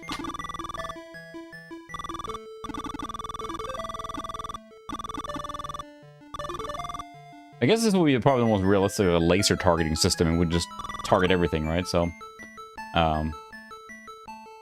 Nice. I can only imagine a flight sim how fast it ran on this, but again, it's a 286 class machine, right? So, oh, brave Sir Robin.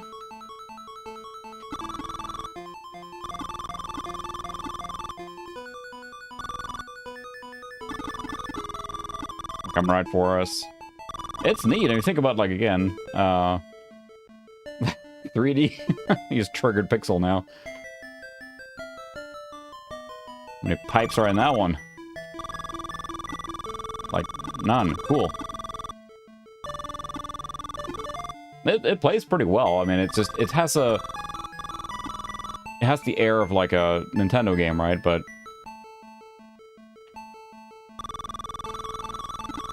my energy is not doing so hot now.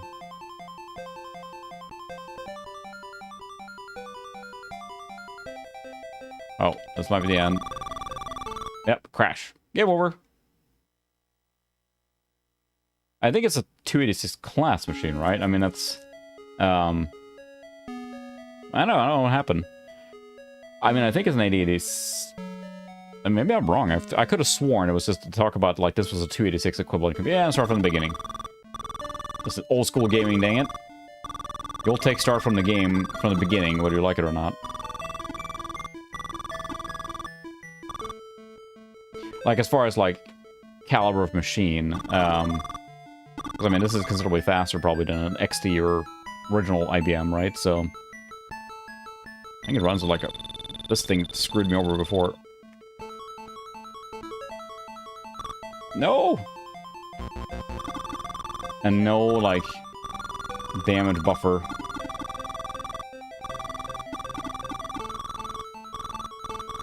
Okay, maybe I'm wrong. Well, everyone can correct me here, but I'm definitely not an expert on this. I thought this one was a... Okay, well, there we go. So, consider this earlier than 286.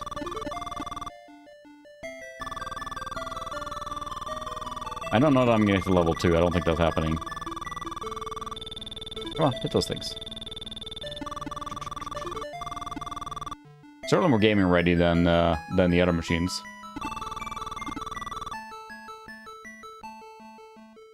Yeah. A lot of copyrighted music tonight here. We'll see how that goes. Come on. Yeah! Hit that, Top Gun. Why are you... That...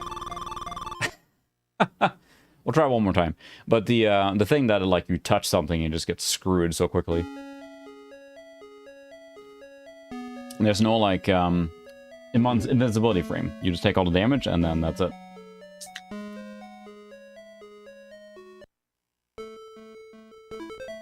There's a shield, too, right? But I don't have to enable it.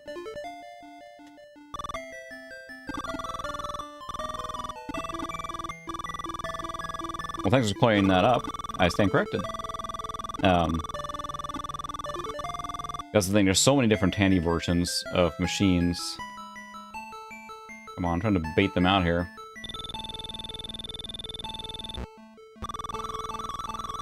Ah!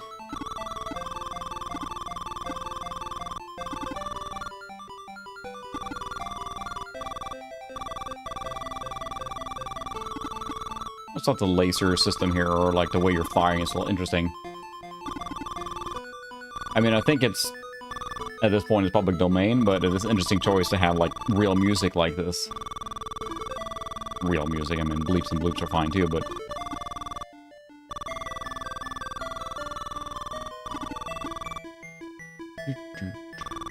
Well, that makes it more interesting for me to... I did not want to transform. I wish I had a dedicated transform button. It is very Robotech-like. That makes it more interesting, I guess, it's supposed to be upgraded too, to make it more powerful.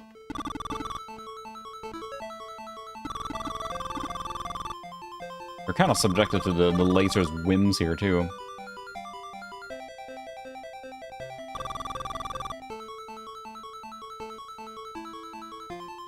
What causes me to transform? I still haven't quite figured that out. Look at that jump there. Doing better. I just don't know where to go. It's very maze-like here.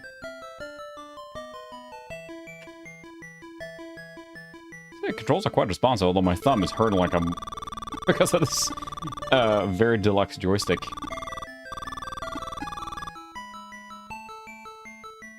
I mean, this was on every system I mean, I'm trying to think now, because I mean, it feels like this was ported on everything. It feels like it's a very classic one to show off for, like, DOS gameplay.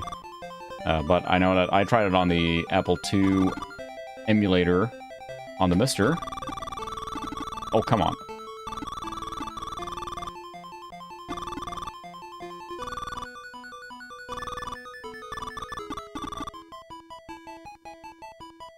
Yep, no, I'm just gonna go over here.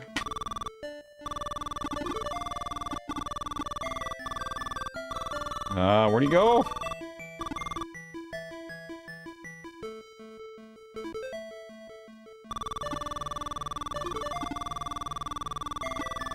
And the animations are quite smooth, like, considering what era we're in here now.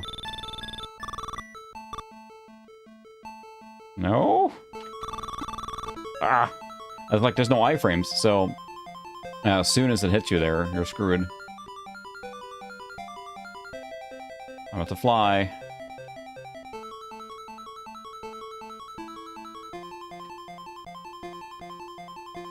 Well, this looks bad.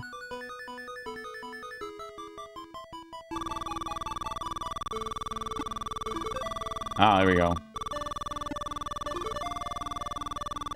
I'm still not quite sure on the health system or how any of this works here.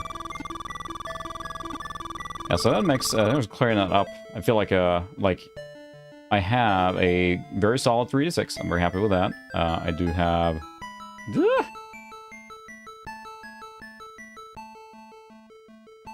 Leave me alone!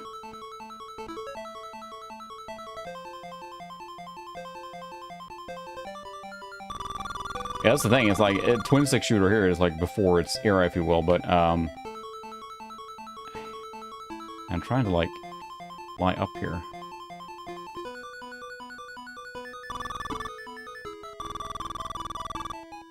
Okay, but can you shoot down there?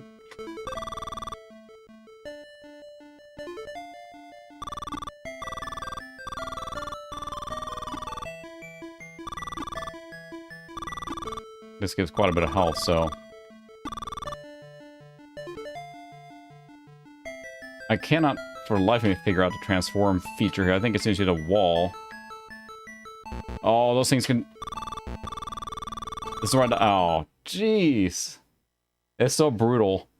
I'm assuming Sucra is jesting there, but boy... That went pretty well then until I got to that point. It was just like, you're screwed. There's no iframes. The same thing that I have trouble with. Yeah, a little bit. We can try one more time. One more time. Then we'll go to another game. Duh! Leroy Jenkins.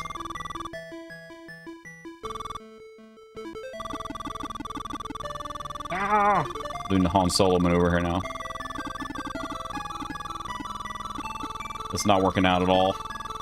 In fact, this was the worst decision I've ever made in a game ever. That's fine. It's fine. We got this. Stop transforming. Stop transforming. Stop transforming.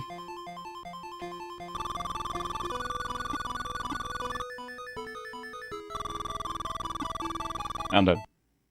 Alright, that was a bad try. We'll try one last time. That was a bad try. Yeah, try that. I can try it again and see. It didn't seem like it was responding on the second button, but... Yeah, again, there's no iframes, but it doesn't look like button 2 is doing anything. Because there is a barrier, right? Alright, thanks for stopping by. See you later. Yeah, there are a lot of weird, like, transformation games like that, or Transformers.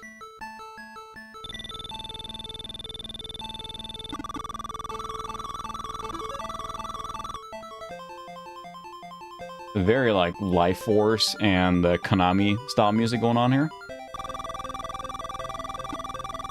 Oh, jeez. Oh, that was a bad choice again. Very bad choice again.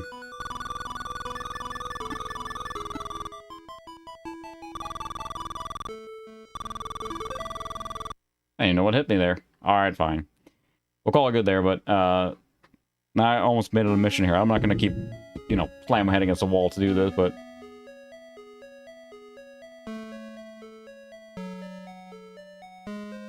It is a, I think you have to do Shift Q. Yeah, I had to look that up, or not look it up, but try a whole bunch of different things to do this.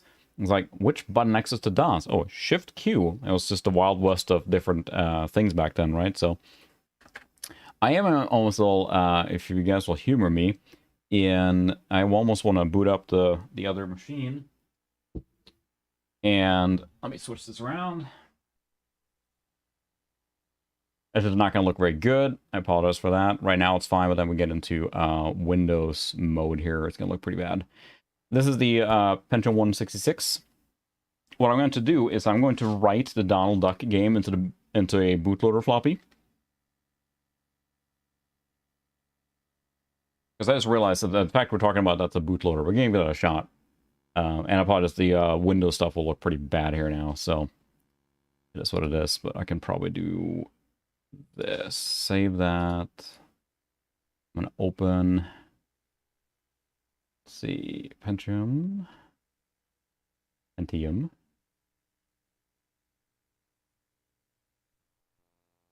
What the heck is it? Dang it. There it is. You are... There we go. Alright, that looks pretty bad, but...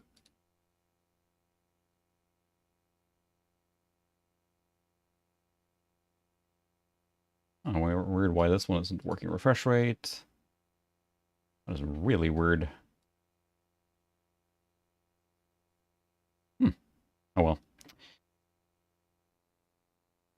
Doesn't matter. We'll just hop through here real quick.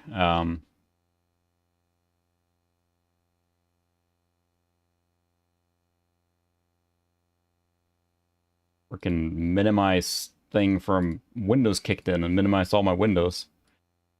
Okay. Yeah, I mean, I would love to. I saw some of that. I saw a actual PC-888 at VCF Midwest running Snatcher, like original, and it looked amazing, and I would love that stuff. But it's so expensive to get into that. Yes, I would definitely like to do the X68000, the PC-88 or 9, any of those, to mess with the MIDI stuff in the game. So yeah, that's what I want to mess with. Probably an emulation or through Mister. That's really the only option because it's just too expensive to do the extra hardware on those. Okay, so I think I have Donald Duck's Playground here. Maybe, or did I delete that? Problem is I can't see because it's a freaking window. Am I? Everyone can humor me now. Refresh rate. Why is refresh rate so low?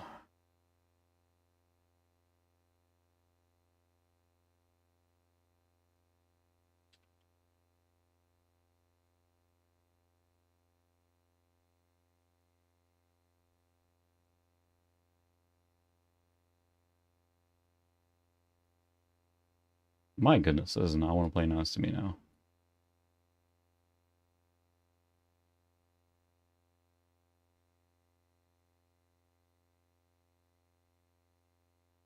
Oh well. Stand by, my goodness. I think it might be because the monitor refresh rate is like all wonky.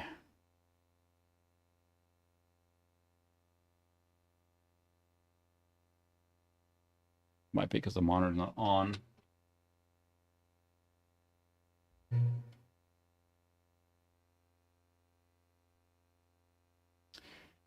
Yeah, this is weird. It's like it's capturing at a weird resolution, so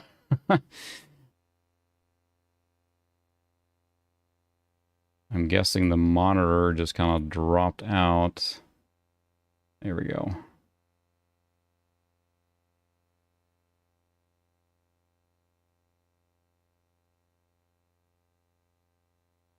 Can I change the...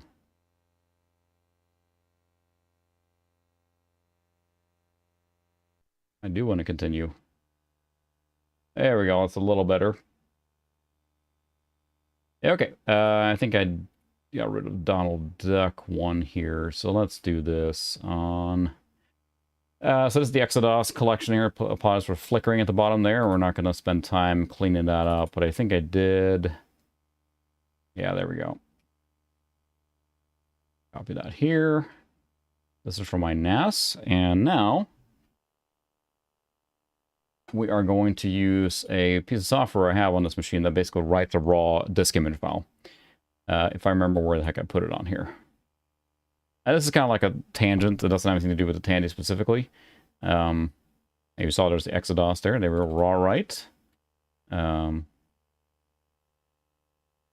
Yeah, I think Michael Jackson turns into a car. Yeah. That's pretty much it. He flies off into space or something. I don't think I've seen the entire thing. It's a weird one, but it's there. Of course, I put it on desktop now, so it's under Windows Desktop, I think. There we go, desktop, Donluck Playground. So there's an image file here, and I assume that's a PC loader. What we're doing now, basically, is we're writing... yeah, and I couldn't get that to work. I tried to run it on Tandy, and it just crashes. So it won't run at all. It just gives you a whole bunch of CGA garbage. I didn't spend too much time on it. We're going to try one time with this Donluck thing. So I see that we're doing basically take an image file, and we're writing it raw directly onto the floppy, which has the the advanced feature of having tape around it, so that it can do what do we call it? So it can act as a 720k floppy. So, but yeah, Exodus is great because if you just want all the game, he just drops everything in, or you can drop everything in there. You have all the DOS games basically ready to play. But yes, this is the desktop of YouTube. You're correct, because this acts as a bridge machine a lot. As you guys can probably tell from the desktop right now, most of the games I copied for the evening were coming from that desktop, where you drag there, you expand it, and everything. So that's just the name of the game. You got to do that stuff for copying stuff. So that's right. Those are really cool boxes too. Did they give so you can print the boxes too? I think, right? I'm watching in progress bar here now. Again, I don't know if this is going to work. If it works, great. If it doesn't, we'll just abandon it. But we're going to try one time. The idea being that trying to run this Donald Duck Playground game directly from the hard drive did fail. The only official release, like someone mentioned earlier, was the PC booter version, which is... I have 3 mice right now. I just want to show on action camera right now because... so, this is the setup here now. This here is the DOS machine. The PC-166. This here is the Tandy. Over here is my modern machine. So I got 3 mice and I keep picking the wrong one. So just bear with me here now. Okay, so that's written. So I grabbed the right mouse. So now we're going to just eject that floppy. We're going to switch back to the Tandy. And the Tandy is wonking out because I have the wrong thing. There we go.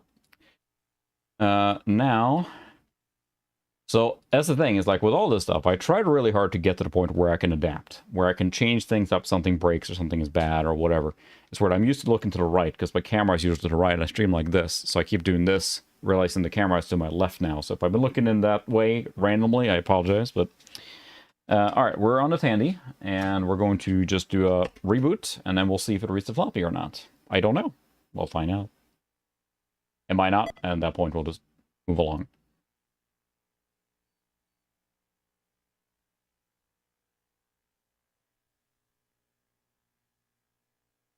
Reading it. I might just error out. Freeze up. That sure seems like it. I'm going to try one time, because Donluck's Playground, I don't think this is the best version on a Tandy or anything. I just have so many fond memories playing it. It's one of those games that my brother had on his Commodore 128, and he's like, oh, just play this Donald Duck, and I got really into it because you walk around as Donald Duck in a town doing odd jobs, including sorting luggage and all through edutainment stuff to build a playground for the triplets or whatever. Yeah, I don't think it's any dice here. It's just freezing here. And this is exactly what's happening when I launched the game, the Donald game. When you launch it, it just freezes the computer immediately. Can't do anything about it. This one at least took the control delete, so we will move along. I thought it would be neat to see what it looked like on the Tandy stuff, so... nice. Yeah, it's weird. The 386s specifically seem to have become like some... I don't know if it's like the specific thing where so few of them survived. I noticed a lot of them from that era that were like built like tanks. I have a compact, you know, the 386 25M, the modular one. Those things are pretty expensive, but I got it pretty cheap, and it's a very sturdy machine, and it can do a lot of stuff. We streamed on it before, and we'll stream on it again. And it's a great machine for a lot of these old DOS games. They run DOS games very well, so I'm not sure if they're desirable because of that, but yeah, it might be too, that the gold stuff... I don't know. But you're right. It seems like the 386 era specifically has gotten really expensive. They're just older. Chair's all weird. But maybe that will happen to the 486s as well. But I also, that, you know, the home computer revolution really took off with the 46, at least it feels like to me. That's when computers really started, like, in every home, right? So I assume the volume just kept increasing too, so that's true. Many of them did not survive. There's that risk, so... Alright, so maybe we should play, like, Leisure Suit Larry or something. Yeah. I think you just run Sierra, and it auto-detects it as the... Now, I don't remember this game very well, and I don't know it, so... I have a joystick. Please enter when it's centered.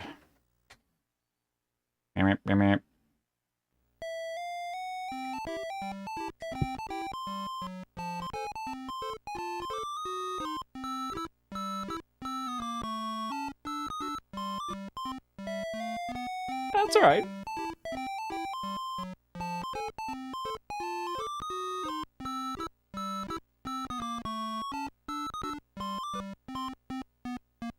Yeah, that's true. The 46 DX66 is also like such an iconic 46, right? And then, you know, there's that effect. Yeah.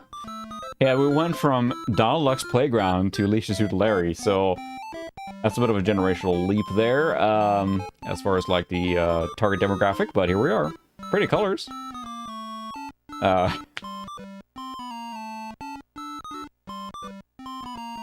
Yeah, that's the thing. It's like, especially being in the 46, like, that's where I got a lot of my gaming experience. But the 386 is very unique and special, I think. Now, let's see if we can remember beat all these questions. So, warning, Leisure Suit Larry in the Land of the Lone Lizards contains some elements of plot which may not be considered appropriate for some children.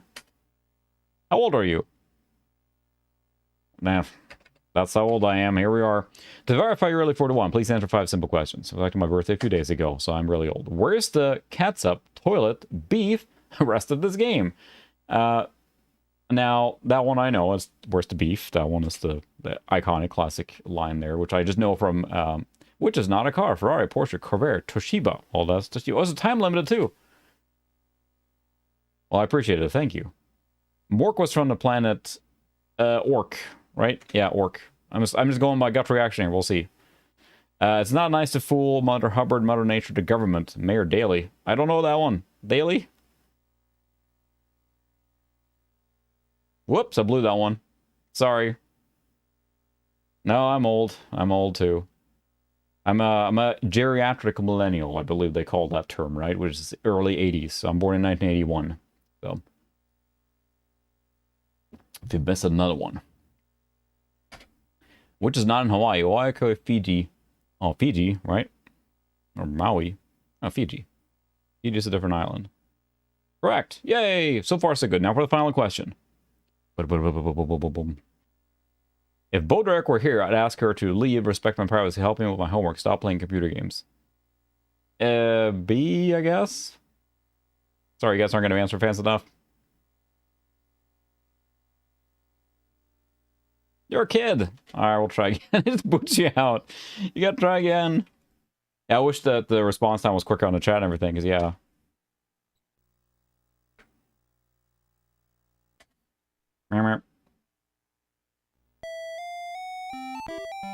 It's a hilarious copy protection system. Because, like, they don't have a manual lookup or anything, I think. I mean, it's probably not in the manual. Sure. Great. Correct. Rob Boyson invented the boysenberry fins on 50s cars, bell-bottom jeans. A jukebox. We'll go with the jukebox. I don't know. Whoops, you blew that one. Who's not a sportscaster? I don't know any of these. Howard Cosell, I know is a sportscaster. Dane Kennedy? You're a kid. I'm not a kid, I promise. We'll play this game some point. Yeah, they're very, very dated because they're very, you know, the thing is, like, we can get some of the questions that are generic enough, but as soon as we get into the ones that are around, like, Sportcaster or, like, very period pieces, we'll get there eventually. How many programs does it take to screw in a light bulb? None is a hardware problem.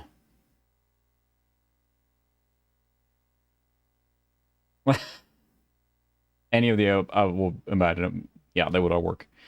Purpose! Oh my. Yes.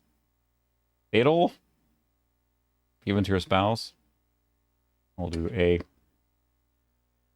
Blew that one. Former Congressman Wilbur Mills went for a dip in the tidal basin with nothing on but his pride. We'll do A here. We're not gonna play this game. We're not gonna play this game tonight. I did get into the game last night. Sooner or later, we have to look up the answers online here. Welcome to the quiz game of the evening. Lucy, Ricky, Fred, and Alice? I'm dating myself right now because I'm old enough to potentially be in this age range, but I have no clue on any of these. I'm not sure if it auto answers. D. That is correct. Mel Brooks is a comedian. That one I know. Mel Brooks is legendary, so. Who made a record album with a cover that looked like a pair of blue jeans complete with a working zipper? I don't know. Madonna?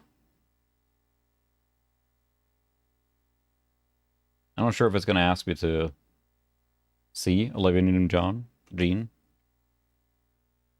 Oops, you blew that one.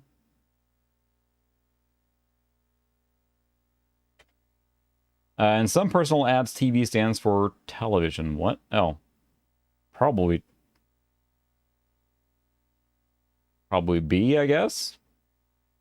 Because in personal ads, I assume B.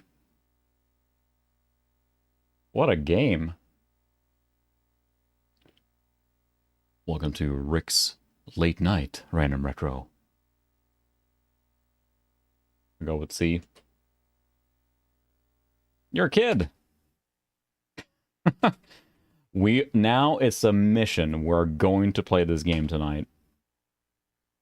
We have time. And we're very sick of that intro. Yeah, it did not. The 1973 album Dark Side of the Moon was recorded by Pink Floyd. Right? It's Pink Floyd, not Deep Purple. Was it Deep Purple? Yeah, I'll say it. That was Pink Floyd. That one I knew. No, a little bit. Which is not a baseball team? Blue Jays, Cardinals, Seahawks, Orioles. The Seahawks, right? Gotta be C on this one, right? Yeah, it's like trivia night now here instead. I can answer quite a few things. We'll go with C. Correct. How many programs does it take? Oh, we already know that one. Now we're eventually we'll just learn them here by doing them over and over. It is customer tip about, well, was it back in the 80s? Because I mean I usually tip 20%, but 15 here, right? C, C, C, C it is. Correct. So far so good. Now for the final question. All right, here we go. Who starred in Bedtime for Bonzo? Fred Astaire? No, that's probably Ronald Reagan, isn't it? Yeah, it's true. Inflation. Ronald Reagan, right? Is that what we think? We know? Is this going to be it? Are we going to play the game? Correct! Huzzah! Now slip into your leisure suit and prepare to enter the land of the land lizards with Leisure Suit Larry. This is KGOI 105.9. Broadcasting trivia tonight. We're going to fail at the... Oh my god, the music's playing again.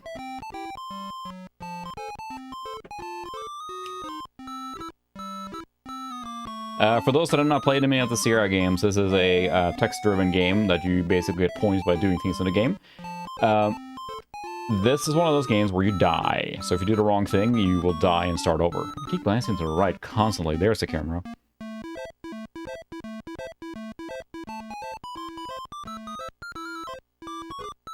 Taxi stand. That's right, you can go taxi.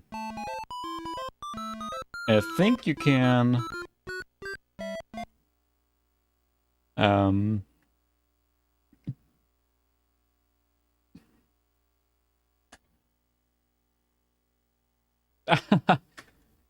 You can't pick another directory.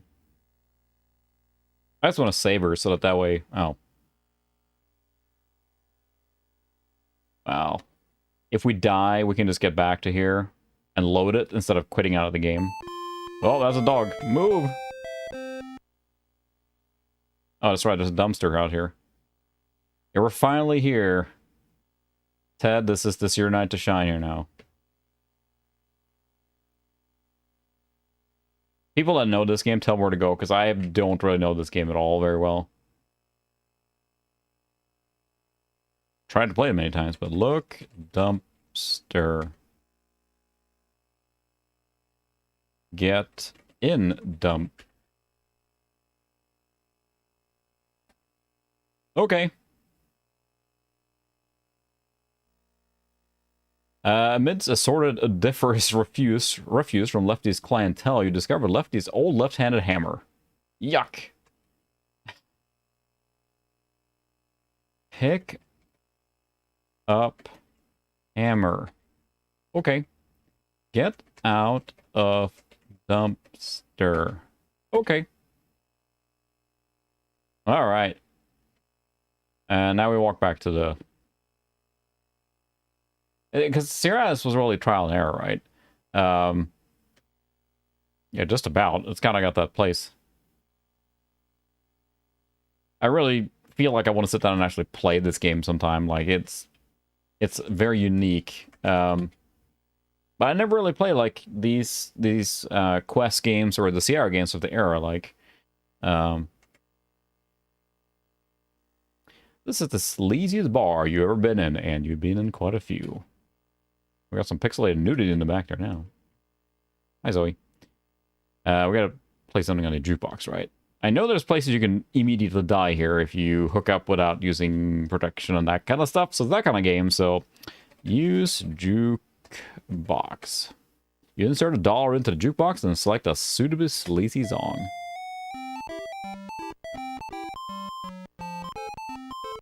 It's the same dang song. Trademark that.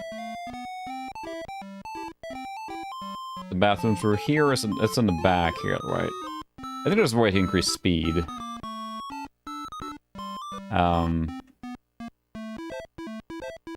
There we go. I'm gonna move a little bit.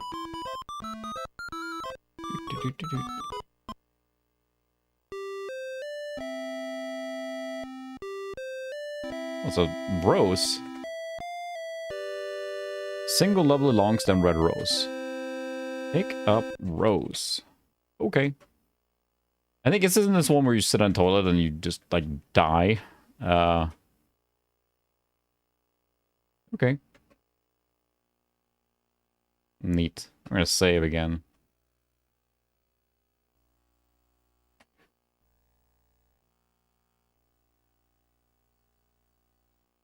This is a save system here now. Look. You're in Lefty's one and only restroom. The stench is overpowering. There is graffiti on the walls, and you doubt that the sink was clean even when it was installed. Even roaches can't survive in this place. Oh, that's right. Open door. Because I think if you just use the toilet, you just die, so... Look, man. He's a poor little lamb who has lost his way. And also has bladder control. Take wallet. You find nothing but odor.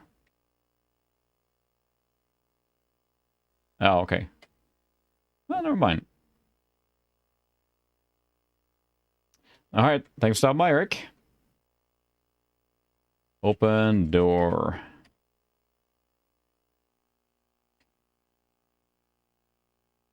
Okay, so where are we gonna go? Sink. Why, look, some woman ruined her diamond ring to wash her hands. We're gonna take it with her. Wow. Take ring. Got it. You briefly consider an attempt to find the ring's owner, but return to your normal self and pocket instead. Open door. You see the score is increasing. I think that's the thing. It's like you need to do everything in the game to get the maximum score, so...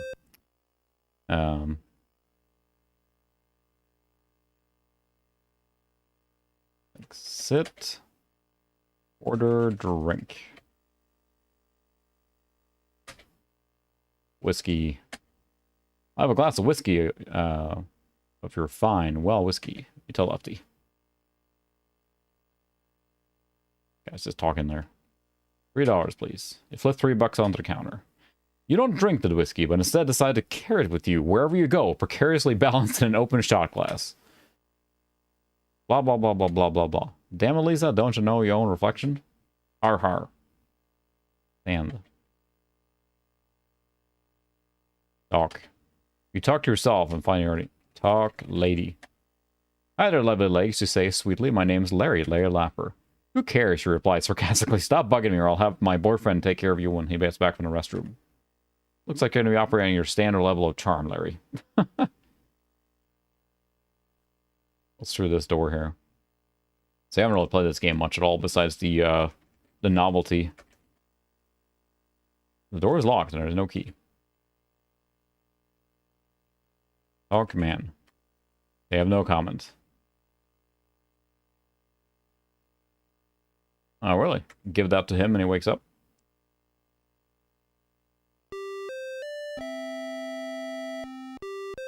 Give whiskey to man. Oh, wow, I took it. There we go. Glug, glug, glug. Ah, that hit the old spot. You know, that must have been my only friend in the whole world. Shoot, I'm gonna give you my only possession. My only possession. My only possession. All I got in the world. What's a shy guy like me and you with a TV remote control? That's oddly specific. Oddly specific. You can Dane Chip if I didn't see you earlier, but welcome. The shop's opening up here soon. Let's save again. So now I have a remote control. I don't know what to do with that, so I can take a cab, I think. Hail. Oh, cab. Cab. Yo, taxi! A taxi is bigger than he is. Or he's bigger than taxi. Get in taxi. Vowing to hold your breath wherever you enter this miserable excuse for public transportation. Well, thank you very much, Dane Chip. I much appreciate it. The cabbie snarls, so where to, buddy, as he swings the meter flag down. I don't know where to go. Where can I go? You find nothing. Where to? Where should we go? Just want to sit there all night? I gotta earn a living too, you know. Home. Okay, buddy, says the cabbie boy. Why would you want to go there? Ah! The Sierra Adventure team races to your rescue, dumping your worthless leisure suit-clad Hulk into their giant bit bucket. For recycling into future games, their underground workshop is humming with activity. This is where adventures are made, not born. Oh, hotel. And, oh, store, okay, we'll go there. And, that's, you know, you have the, King's Quest. Commander Kevin quickly assembles a replacement Larry while subordinates repair players' damage in other Sierra Adventure games. This is pretty funny, actually. They had a very, you know, self-deprecating kind of humor going on here a lot. So with your new body and ego, you're returned to fight again the battles with lost wages. Now you know that we have to go through every time you press that start key. And unceremoniously dumped to the beginning of the game. But now we can load. Restore.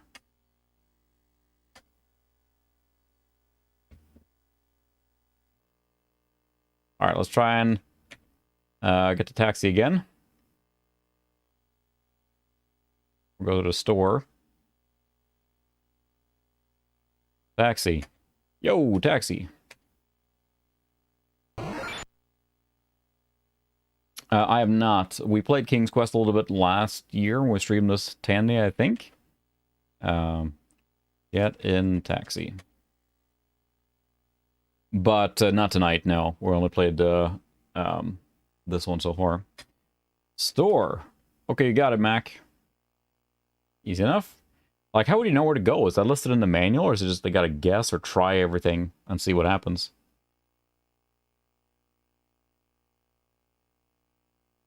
Yeah, I'm all on the events. There's so many of them now. It's hard to keep track anymore. And some Tandy is fun. Oh, $9. Whew. Hey, think about it. Maybe I'll see you again sometime. Get out of taxi.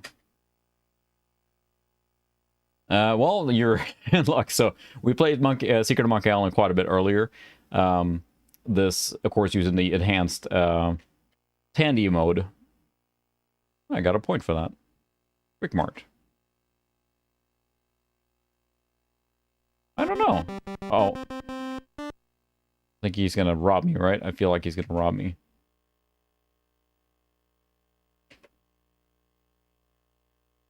Get magazine? Okay. Let's see what's in here. Look. You're in a 24-hour convenience store. There is a magazine rack near the front door, which is a sign reading, "This is no library, no reading." Leading. Except for the clerk standing behind the counter, the store appears to be deserted. The small sign graces the counter. Oh my.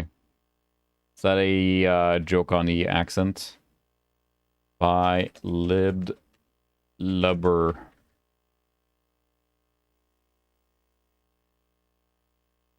Talk. Alright. Look sign.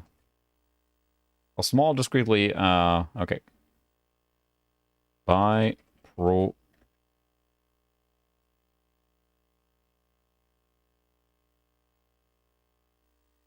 After looking around to make certain you're alone, you quietly ask the clerk if he has any available behind the counter.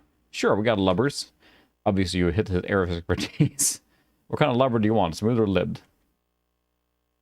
Libbed. Colored or plain? Lubricate or rough cut? Striped or plaid? Plaid, obviously. Peppermint or spearmint? Okie dokie, meester. Hey, everybody, this weirdo just bought a spearmint-flavored, plaid lubricated, color-libbed lubber. Good. Wow. What a pervert. He hands you all the packages saying, altogether, that will be $7, please. You give him money with a pleasant, thanks a lot, big mouth. Boy.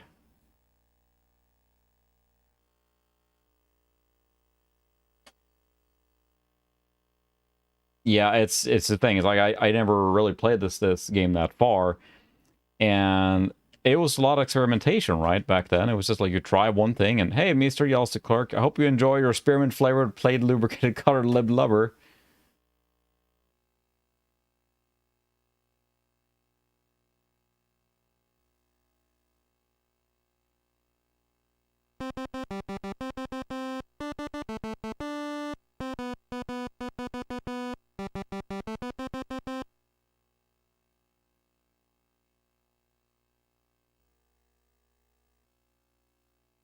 I feel like this guy's gonna hurt me. Disco, all right. Can I get in disco? I'm sorry, sir, says the bouncer, but this is a private club. Talk bouncer. Either show your membership card or get lost. All right, fine. Yeah, you're right. It was that tune. There's a lot of licensed tunes here. So what's this? Look door. Yep, it's a door. Fine. All the stores are locked, but the disco sure looks inviting. Can't get in though. Oh. That was a bad... Oh. I don't know if I did. I thought I looked it up, and I've forgotten about it.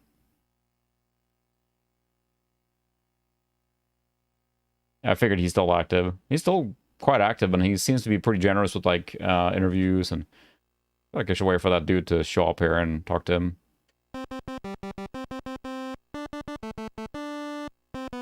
Got any spare change, buddy? Give change. You don't have one. Give... I don't have a spare wine either. What is some inventory? Wallet, pocket lens, diamond ring, rose, jugs magazine, breath spray, wristwatch, remote control, prophylactic, and hammer. Nope. Alright, be that way. There's a doggo. You smell like a used fire hydrant. Oh, thanks, dog. Dog just pee on me. What a game. Whoa!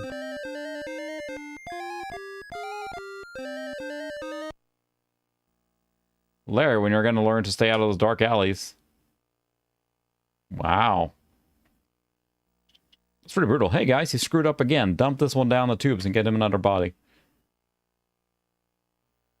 They do this every time.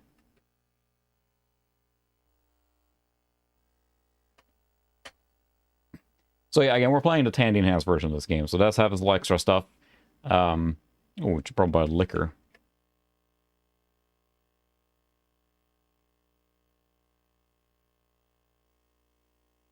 Left end of the back wall. You grab a bottle of cheap wine and wonder how they can make a profit selling this stuff only for $1 a gallon. Wow. Did I get the... Yep, I got that stuff. Hey. Okie dokie, mister. I'll be $1. Have a nice day. This is Leisure Suit Larry 1. So it is a interesting game in the vein of the King's Quest and those games, except with a very, very particular kind of humor on the naughtier side. Or where's that guy? He wanted the wine, right?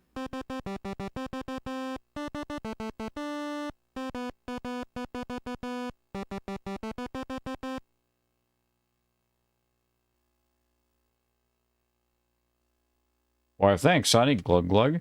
I ain't got no remote control, but say, I'll tell you what. Here, it's my trusty pocket knife. You never know. There's kinky girls in this town. Sexy hunks like us might have to defend ourselves sometime. With that, he stumbles off into the darkness. Okay. I got a pocket knife. I was thinking, trying to get a point, right? Like, Police Quest, I think, is probably the most unforgiving one. Why is the dog peeing on me over and over? I think Police Quest may be the one that's most unforgiving. We played that one last year. He does stuff with Sean Connery accents. I don't know where else to go, though, because, like, I don't know if there's a map or anything. Bodily function.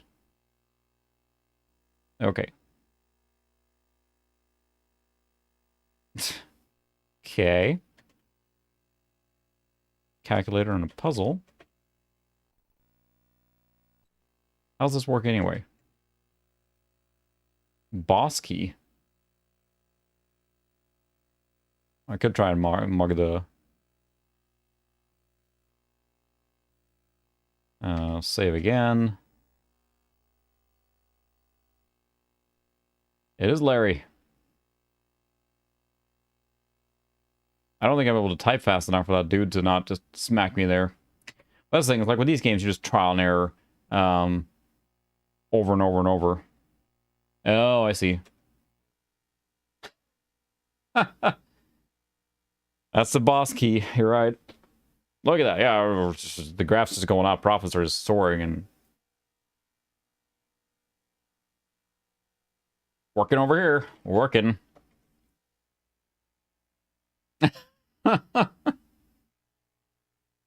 Yeah. That's pretty great. Sorry, but you have to restore your game. When you panic, I forget everything. Literally just broke the game. Like it unloaded from memory. That's pretty terrific. Yeah, and I get to the point where you're just experimenting and not knowing what to do, and that's where I think that I was gonna say, the LucasArts games are more forgiving and more enjoyable to experiment, because here it's just literally like you just die immediately. There's nothing you can do, you know. I don't know where to go now though, because again, I don't know what the places we can go. So we have wallet, excuse me, pocket ring, rose, wristwatch, breath spray, pocket knife. I can call a taxi, but I don't know where to go from there. Look, wallet. Your wallet contains some wrinkled business cards, lots of notes, some credit cards, which won't work in this game, and $73 in cash. Well, that's a little harsh. Well, taxi. Yo, taxi. This is a, good version of the game. This is an early game, right? So, get in taxi. Okay. Whee! Your mouth tastes like the inside of a motorman's glove. All right. Bar. You got it, Mac. Something about that breath of yours. Okay. Do I have a breath mint?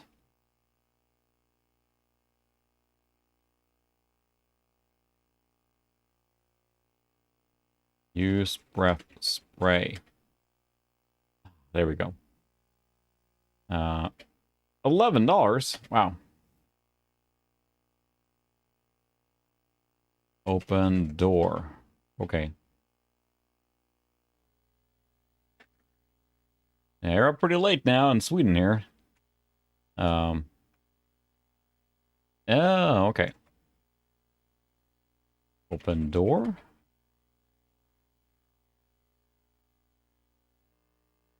All right, we'll do that then. Thanks for the tip here now. We won't play this too much longer here now, but it's still fun to make a little progress.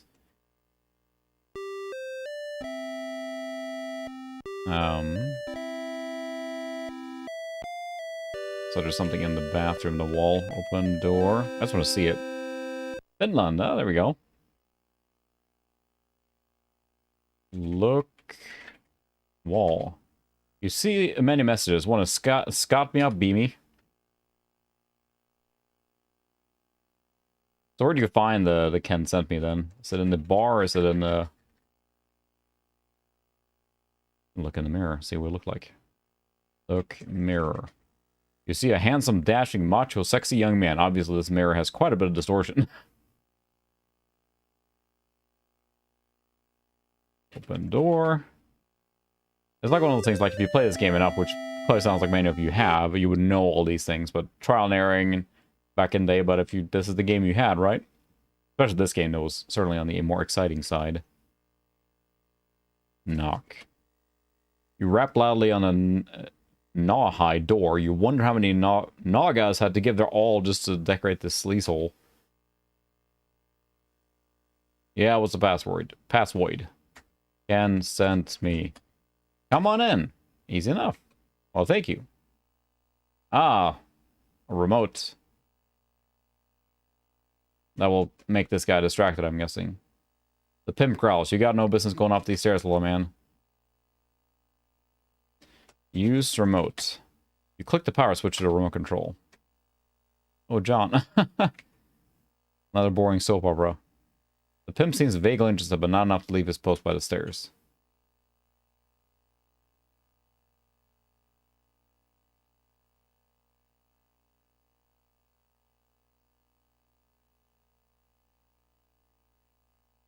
Change channel. You click the channel selector. I'm Al Fartless, and this is my partner, Fet Ames. We just want to tell you how much we appreciate your support. Another board commercial. Pimp seems vaguely interested. Change channel. Alright. Here's up my. See you later. Click channel, let's see. And now, Aloha Productions is proud to present The Revenge of the Software Developers in full color and stereo sound. Another boring musical comedy. Change channel. While Jim is fighting for his life with a raging female rhinoceros in heat, I'll slip into my tent with a native girl and this picture of Mai Tais. Another boring documentary.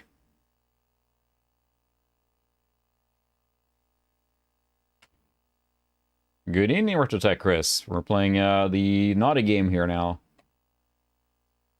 Don't know anything about that. The pimps is... Okay. Playing on the Tandy, of course, and we have to do Leash Suit Larry. Live from Malaga, California, it's the Cable Sports Network presentation of the Miniature Female Mud Wrestlers 500-kilometer cross-country nude bicycle race. Not a boring cable sports show. Okay. Happy to see Tandy, indeed. Whoop. Open door. Oh, knock. Again?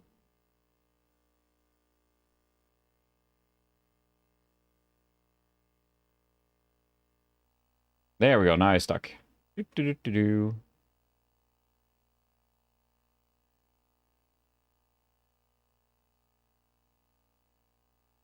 Yeah, this stream is not for children because now we're playing Leisure Suit Larry and I can't.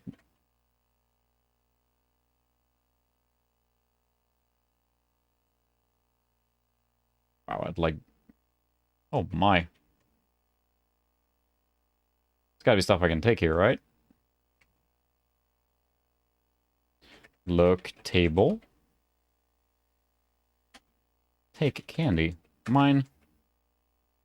Okay. Look, room. Substantial penalty for early withdrawals. This is, pretty gnarly.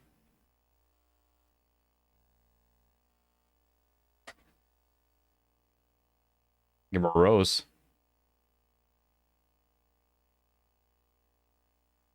You might need it.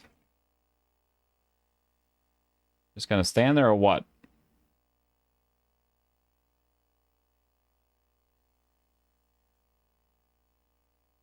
I think you have to do this. There we go.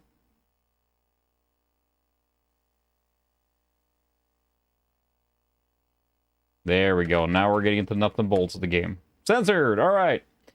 There we go. Now we got the PG, or the R rating here.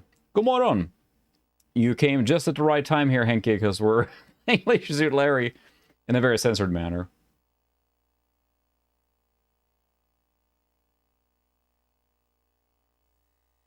Although successful, you feel less than satisfied. Technically speaking, you're just no longer a virgin, but for some reason the thrill just wasn't there. You vow to continue your quest until you pleasure your heart, not just your outer organs. Good thing you're wearing out rubber. Lots of points. That might be enough for Leisure Suit Larry for now.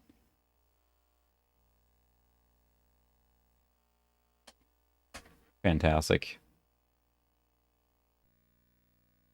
We got breast spray, wristwatch. This is Leisure Suit Larry in the Land of a Lounge Lizard, and he's the first game in the series as a Sierra adventure game in the type of, like, King's Quest, and that kind of stuff. Open window. Okay. Exit window. I assume if you go down the stairs, you're gonna have a bad time. Get out of dumpster. Yuck. Okay. Use breath spray. Ah. Yeah, we got a lot done in this game now in a short amount of time. Uh-oh.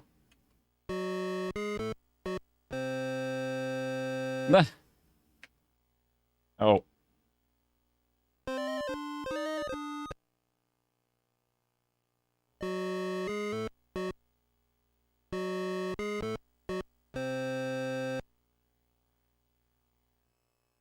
Can I get in dumpster and hide?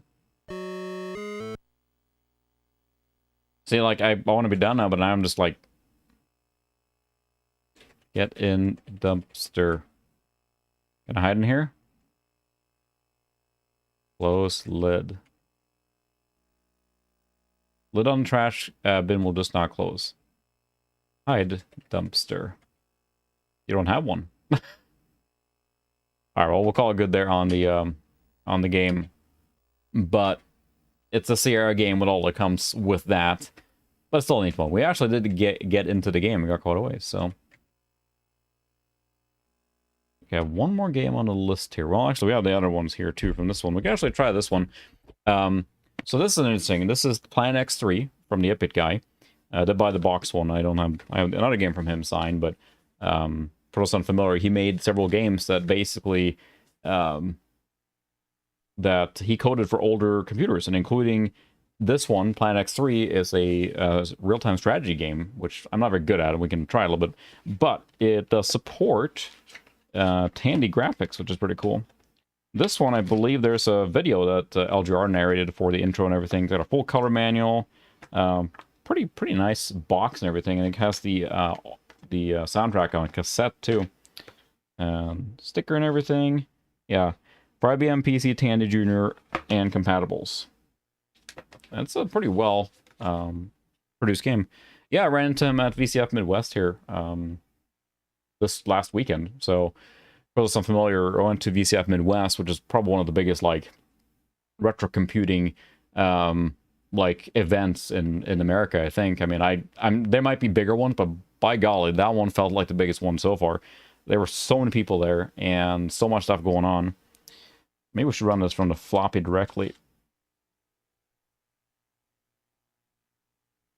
So yeah, he was there, LGR was there, Adrian's Digital Basement was there. It was a really good time, and yeah, Chris was there as well, and we had a lot of fun chatting with everyone, hanging out, and doing all stuff. I would say the one thing I regret now is I was just beat on Saturday night. I did not stay out for the after party. There was a lot of people hanging out until 3, 4 in the morning chatting. I should have stayed there too, but I was just pooped. Next year, maybe I'll come a day earlier.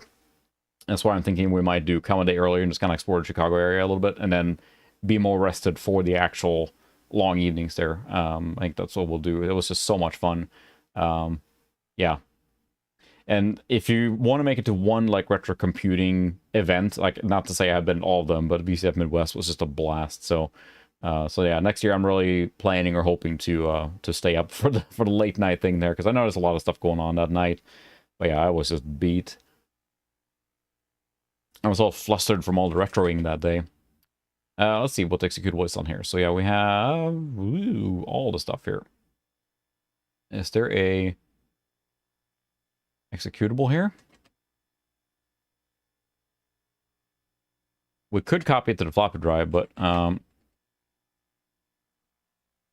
we go. So we have PX3, CJ, and BJ. We're going to try PX3 as it is directly. We're now running it from floppy. Yep, exactly. I was going through all this. Here, you actually get a selection here. So he coded in different versions of this game, including as many things as he could think of. You see the Tandy and PC Junior at 160 by 200 resolution, but you get the extra stuff. You can run this into composite stuff.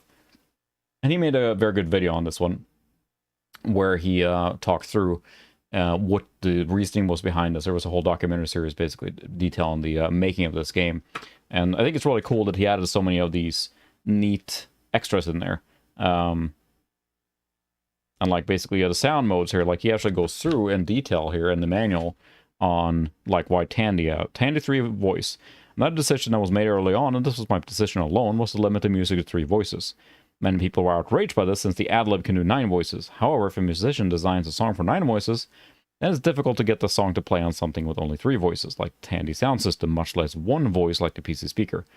I actually told my musicians to write the music for the 3-voice Tandy sound system first, and then they could enhance it with some for the ad-lib. Since the code only supports 3 voices, and the only difference in sound would be the wider range of notes and waveforms that the ad-lib can support. So the ad-lib version does sound better, but it doesn't have any more parts to the song than Tandy. Then, of course, they had to reduce the song to work on the PC speaker. So I think that's a really neat thing to do. He suggested that a couple times. Yeah, that's a thing. Let's see. We'll do a Tandy mode then. And then you can actually select the audio device. You could use, if you have different settings here, including the OPL to LPT, which is the LPT driver port to get OPL on it. But we're going to use Tandy mode here, of course, because we have it. And this soundtrack is really good.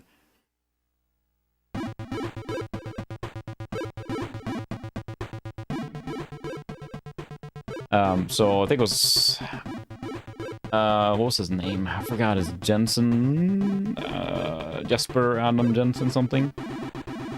Anders Enger Jensen, yeah, and he's Norwegian.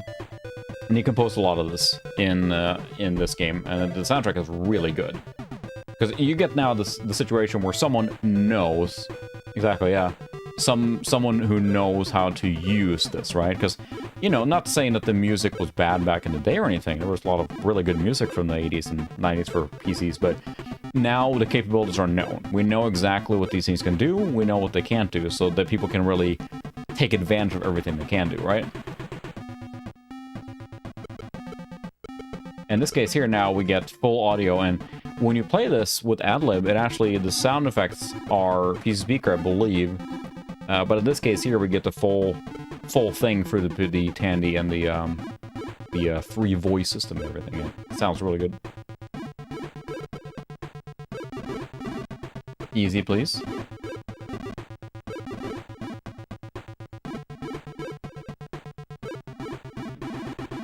Yeah, exactly, and that's the thing. It's like and especially back then, it's something that's easily forgotten. I could be wrong on that, but it feels like a lot of time developers or studios wouldn't like credit developers, like if they were just another cog in the machine to make the game. It wasn't like, oh, this is like you see a game now, or even back then, like, you know, Sid Meier's Civilization.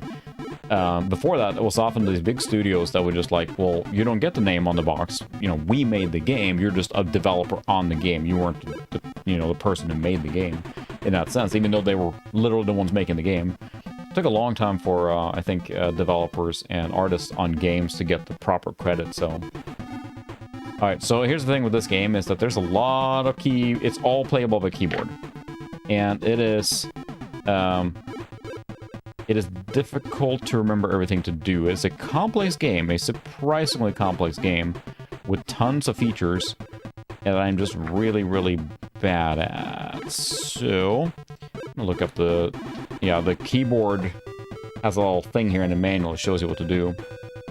Cycle through buildings, cycle through units, browse.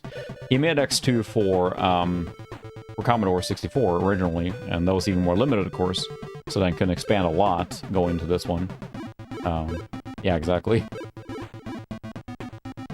Yeah, I think that's the thing. I think that was one of his motivations for making these strategy games, because there were really no RTS games. Like, it's not a type of game that's conducive to this kind of system, right? Nothing that people would have wanted back in the day. Because, I mean, so you had the first Dune 2, I think was generally called the birth of the modern RTS. You had the Herzog Zwei on the Genesis, which was very RTS-like, but it's on a console. But as far as I understand, Dune 2 may be the point people say that RTS is kind of spawned. Then, you know, it got super popular with Command & Conquer. Warcraft 2 came out at the same time. That was a big deal, so... yeah, we'll just play a little bit and see what happens.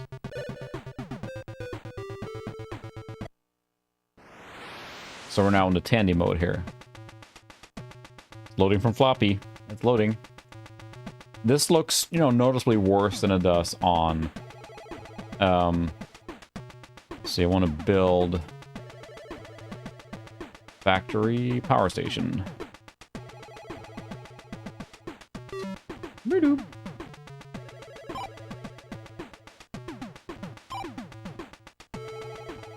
See, that's building that, dude. I want to build more units. How to do that?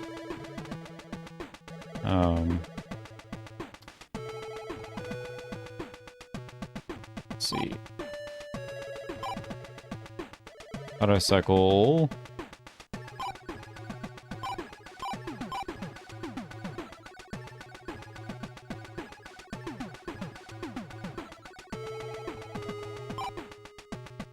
Sorry, I'm just trying to figure out how to play it. It's a surprisingly complex game. I need to find some resources.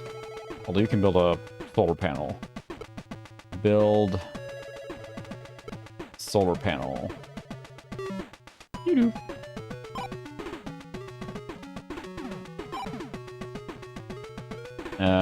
Let's see. Build radar stab headquarters. No, we don't want that. It's a weird take on the real-time, because it's really, really real-time. There we go. We think we can build a gas refiner here. Build... G...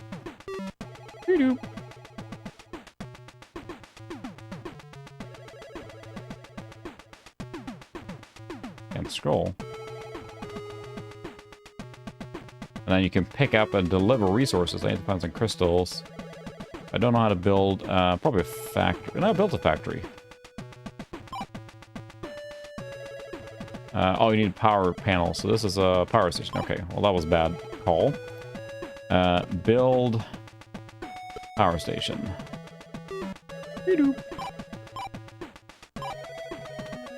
Evening, Sean. Welcome.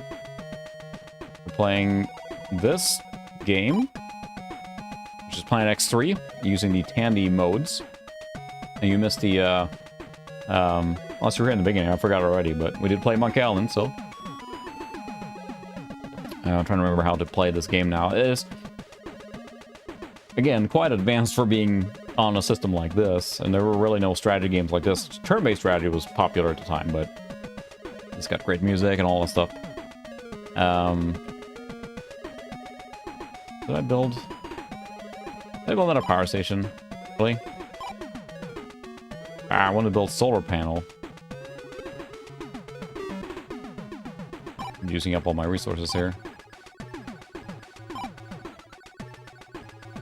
And let's see. Let's find some crystals. Once you learn the map, so you would know where everything is, but right now I don't know where everything is. There we go. Pick up. I think you just drop the crystal next to here. And they consume that. I think. You drop them next to the factory.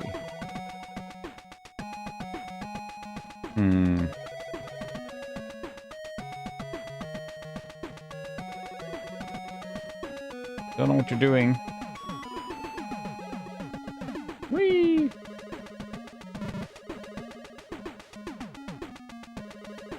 Pick up. I mean, again, this is just my not knowing what to do here.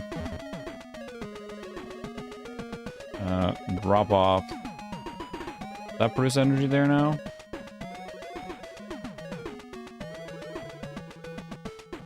What's this supposed to produce? Once you learn this game, I'm sure it's just fine. Just right now, just no idea what I'm doing. And we'll build a radar.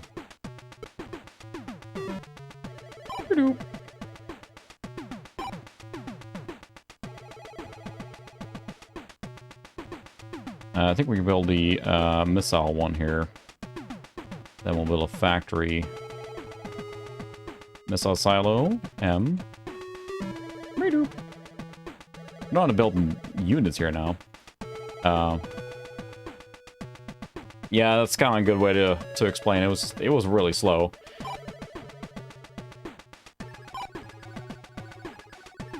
I like the idea of this because it is just like something that's not really done. No one really builds or makes no one makes real-time strategy games for this kind of machine. Now, this game does look really good in the VGA mode and the ad-lib, no denying that. But this has got a charm to itself because, I mean, with this era of machines, this type of game would not be made. Yeah, it's not bad. I mean, say what you will about the Tandy version. Monkey Island, but it's definitely not bad.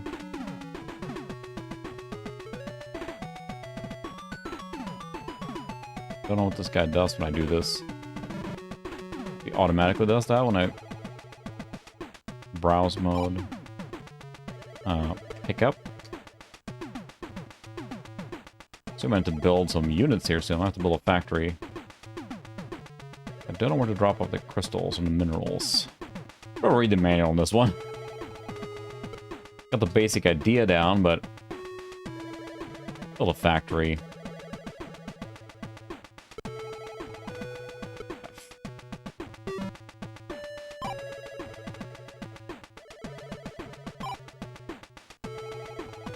Vehicles 2, buildings 8. Launch. XY shift to set coordinates. Armed. I thought this guy was supposed to produce, like, gas here.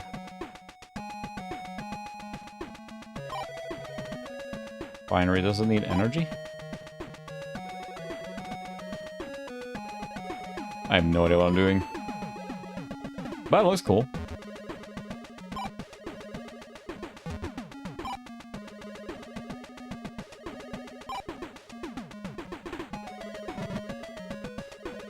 Pick up. I'm gonna drop the crystal over here, maybe?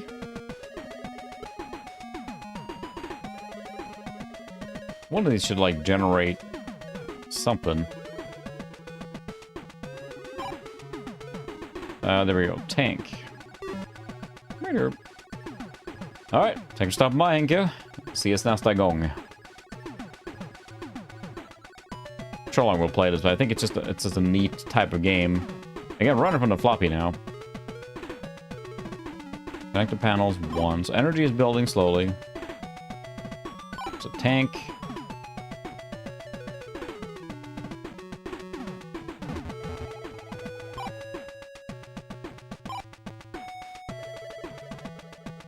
Out of minerals, but how do you... Let me read this real quick. Minerals, gas. Your first order of business after starting the game should be establishing infrastructure and collecting resources. Mineral gas energy takes blah, blah, blah, blah.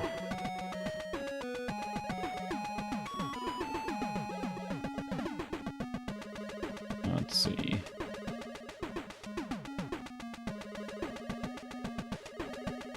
Refineries for collecting and processing methane gas. They must be built on top of a gas vent, sometimes referred to as a volcano. Start contributing to your gas reserves. You can build more of them, and it's highly recommended if you find more sources. I need a smelter. Process minerals. I did not build a smelter. Now I think I screwed myself out of this. I basically put myself in a no-win scenario.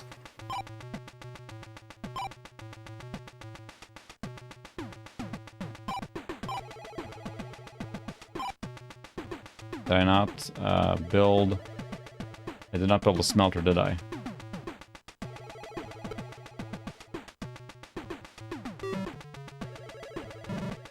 Yep, no energy. Look at that.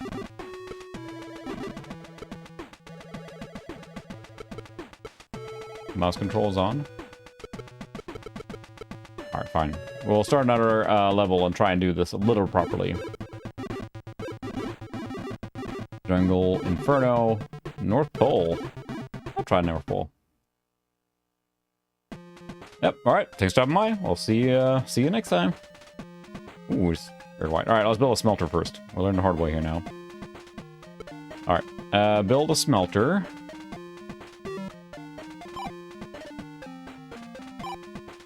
And then, ooh, there's a gas thing here. We're going to build a power station. Oh, look at that, little snowman. And then you will build a gas refinery.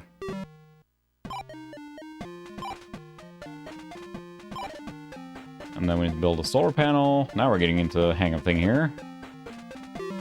Redoop.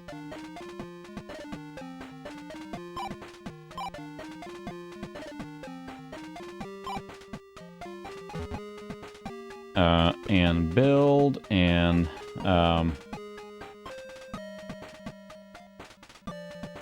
no, yeah, the afternoon naps are like a little bit kind of like a, you know, when I take a nap is nice, and I wake up and just like, ugh, almost a worse feeling than before the nap. So let's see, we need to build another gas refinery.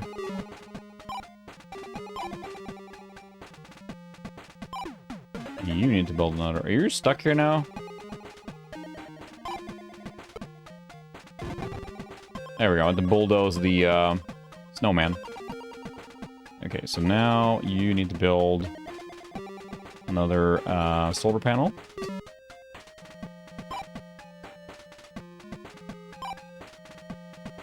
Drop minerals, like... Yeah, no problem. Thanks for stopping by. I always like the idea that people can drop in and drop out whenever they can or want to. I'm never expecting anyone to show up and drop in, say some things, tell them, just watch, whatever. No big deal. I'm looking for minerals here. I'm not having much luck finding them. The big map. I think I've gone too far. They went too far. Turn to base here. For those not familiar as well, I did tweet about it, but yeah, for sure. Thanks for stopping by, Chris. I'll see you next time. And for those not familiar, Ron's Computer Videos is going to do a recap of VCF Midwest tomorrow live. I'll be joining that.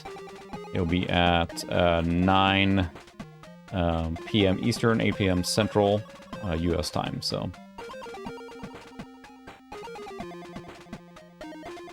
Am I getting gas now? Have to build bridges here? Where is the... Oh, there's a big crystal there. Have to build a bridge, I think. Bridge. Beep-doop. Nice, that's a big piece of crystal there, I think. That's a charming graphical design here. Gas is being generated, so let's build a factory.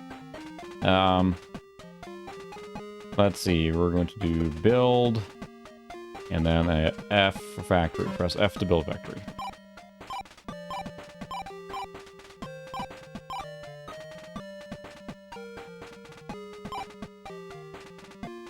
Okay, can you pick up? Can I move this object? Do you have to break down a thing first? What does it say here? Maybe I have to bulldoze it first. Nope.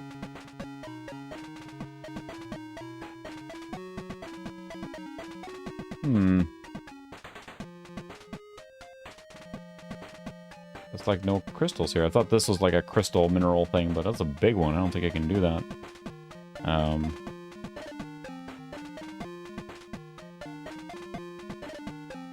Let's see. Smelter.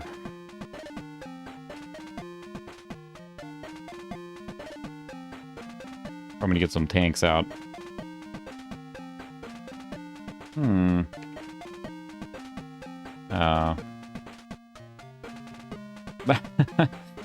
Hitting it early. It was 5 o'clock somewhere, right? Yeah, I don't think so. It doesn't look like I can bring those with me. So I need to find... There's one, okay. Bulldoze Z. You gotta find the right way in, I think.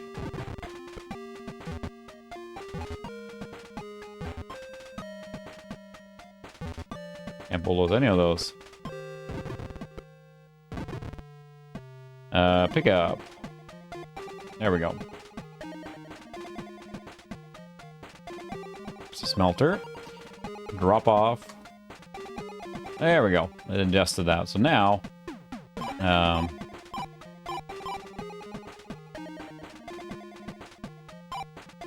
let's do a tank. There we go. Now we're getting some minerals.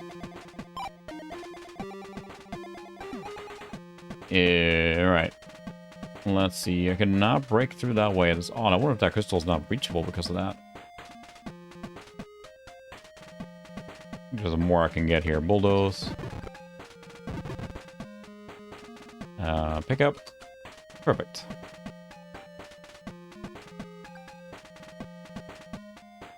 And drop off.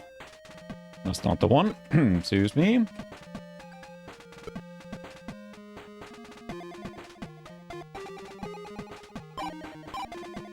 The thing with this is that it's hard to get used to it. As far as like a keyboard only control scheme, it's a little bit of a challenge, I have to say, just to getting used to it. But we'll build another tank.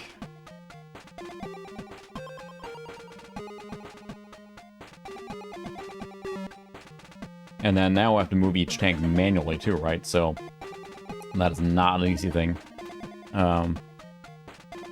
It's free Starbucks and see some otters. Sounds like a great day.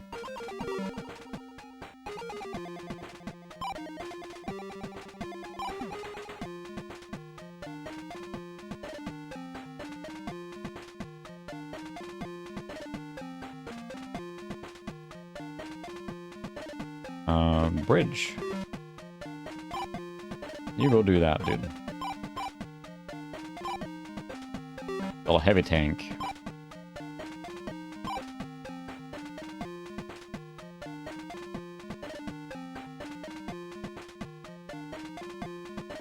Oh, can I not get down there?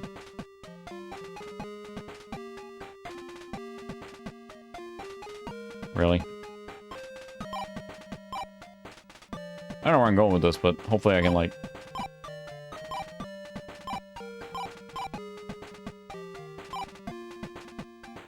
build another...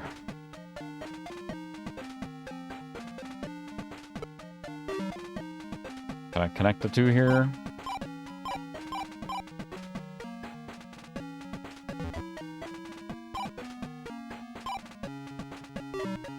Heavy tank. Huh. You're working on otter games? Well, alright. Might be market for that. Otters are quite adorable.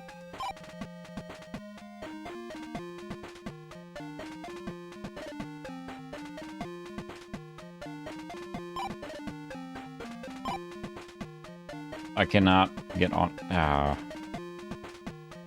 Alright, fine, we'll do this then. It is an interesting experience playing an RTS game like this, but it does work. It's just a little sluggish, but I think it's just... he probably built the game more coming from the Commodore, thinking of X2, and that's kind of the design he went around, or that's the way he worked it in. So, using a keyboard, of course, is pretty... You gotta use it on the Commodore. There's no real mouse support that I know of, so...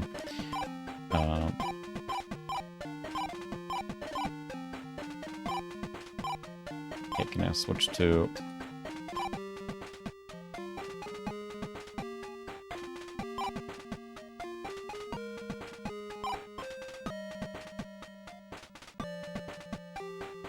No, there's no way.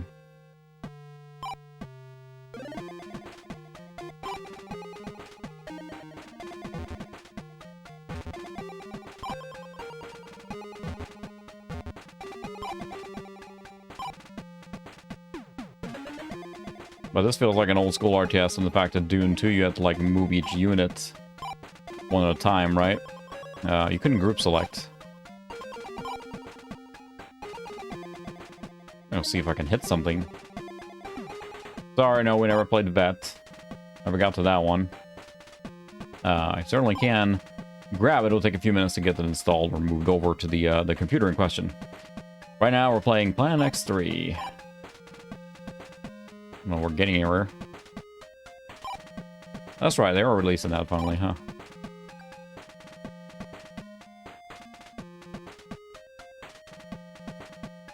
Is that a bad guy there? Let's see, what's the... Nice. They're just floating here? Okay.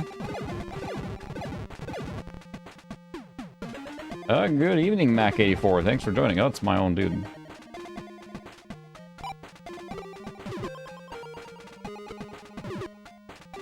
I don't know what I'm attacking here, but...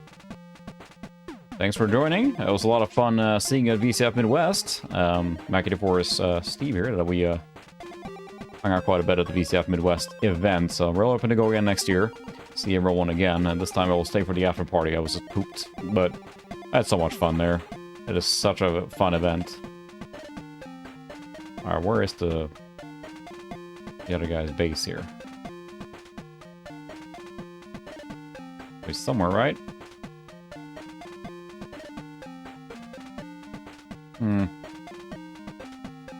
Somewhere, right?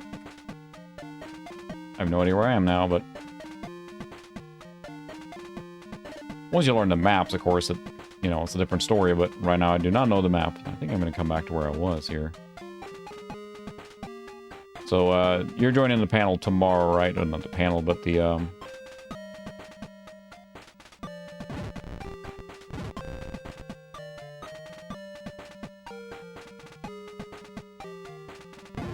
What's going on here?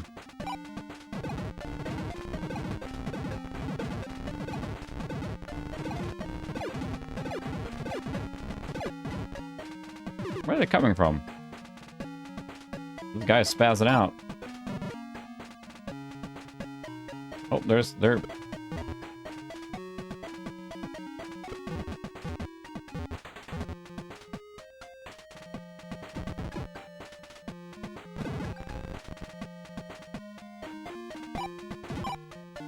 Whoa, there's wrecking my base. I realized they're wrecking my base. This is going very well. Going very well. Complicated game. It's deep game. That's probably a little too complicated for me, I think, at this rate. There's a lot of cool stuff you can do in it. And again, an RTS is pretty pretty odd. Not, I wouldn't say odd, but just like you don't have RTS games for this era at all, really, that I can think of. Not that I know all the games, but as far as like what you could play around this time was not that kind of game, and the space is not hanging out. So I'm decent RTS games. The build did not have a map. The ability to not use mouse select, or you can somewhat, but it's definitely designed to be used as a keyboard. It's making it a little difficult. Yeah, it's very Herzog Zwei style. I thought that was like select next unit. We got the manual ready here.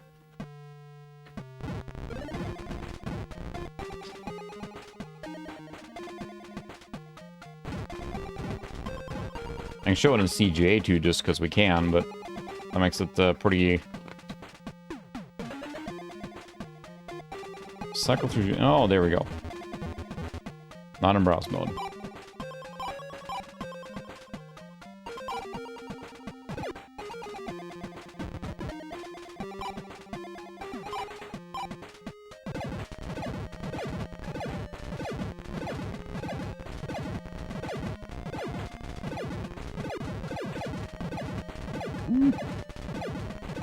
Yeah, I really want to stream Homeworld at some point to say...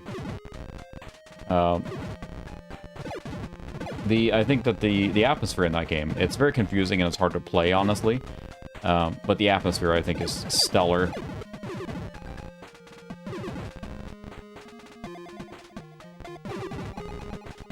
Where are they?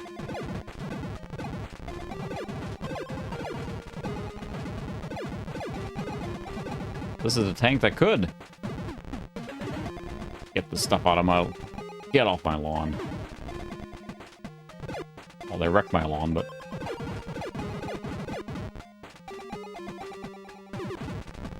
Nothing left. Stupid snowman. I wrecked everything. Cool. Alright, well, that's neat. Let's try one of the other, video modes, because this was the Tandy full mode, right? So let's try it again. Have a nice DOS. That's right, it was a... What was it? EX3. So you have the CGA there in the VGA mode. This, of course, will not support the VGA mode because we don't have a VGA video card in here, but running from floppy. So yeah, we have CGA 320 by 204 color. The CGA high res. Yes, it is very effective. Got Zoe here again. I wonder if it can support the CGI high res. I don't think it can. 3 color. Let's try it. Let's still do the Tandy, because we don't have much better there. I'm curious to see what this works, if it's going to work. CGI high res apparently is 2 color. I'm not sure if this is supported correctly, but this is very artistic now. Let's see what it looks like in the game.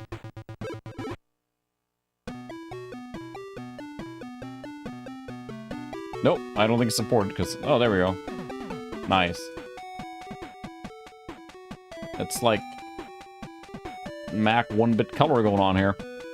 We may have to try the other CGA mode because this is like... basically unusable. You could play it like this, but it's high-res mode, and then you don't have enough colors to the other stuff, right? But this looked like a Mac game there.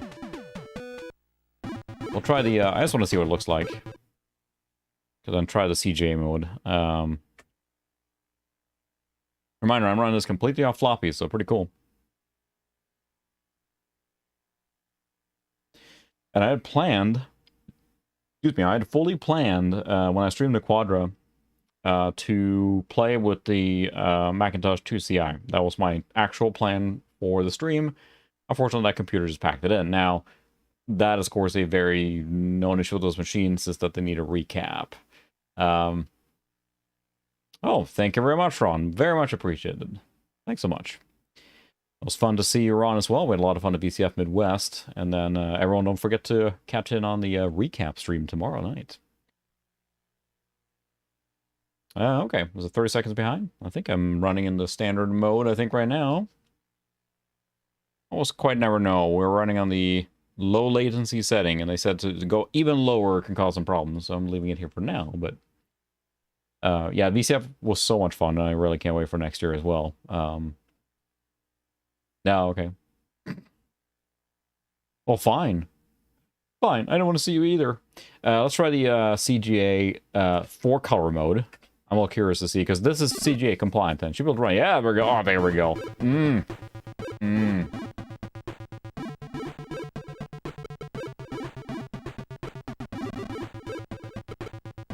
There, we're talking. So, again, I think that TGA mode is basically an enhancement of CGA, which makes it look... Oh, my goodness. There you go. Now this is gaming. And I do really appreciate that you added all the different video modes. The fact that you can have CGA, TGA, and the VGA one looks... I mean, it looks the best. I'm not going to say anything else there. Yeah, it's interesting. It's Vaporwave.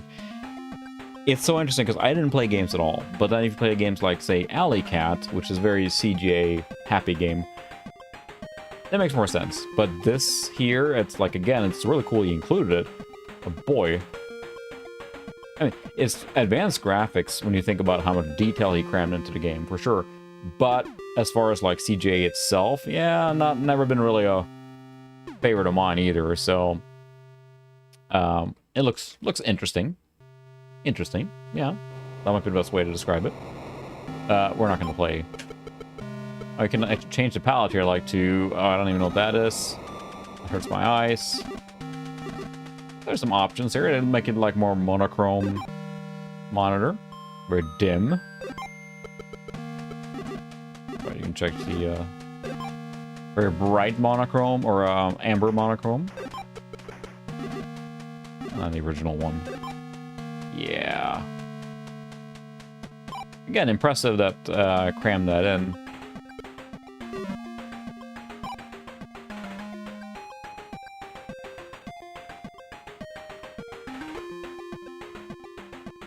I'm getting more used to the game now, so it's a little easier. Of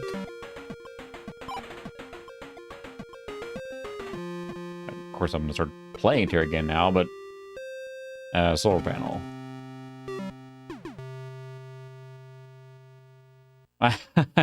Yeah, I've only been to Euro Disney. That's the only Disney one I've been to, and I even remember then that It's a Small World or whatever ride was creepy at that point. So, yeah. And I had a few other games or two, but it's getting late. Let's see what else we had on here. Maybe one more. Yeah, so I would have done a game there that would not launch. I also have Rick Dangerous. Unfortunately, it just launches and immediately crashes, which is bad. I was hoping that would work since it's, you know, it's Rick Dangerous, and I don't know if there's any command lines for it. It's just Rick Com.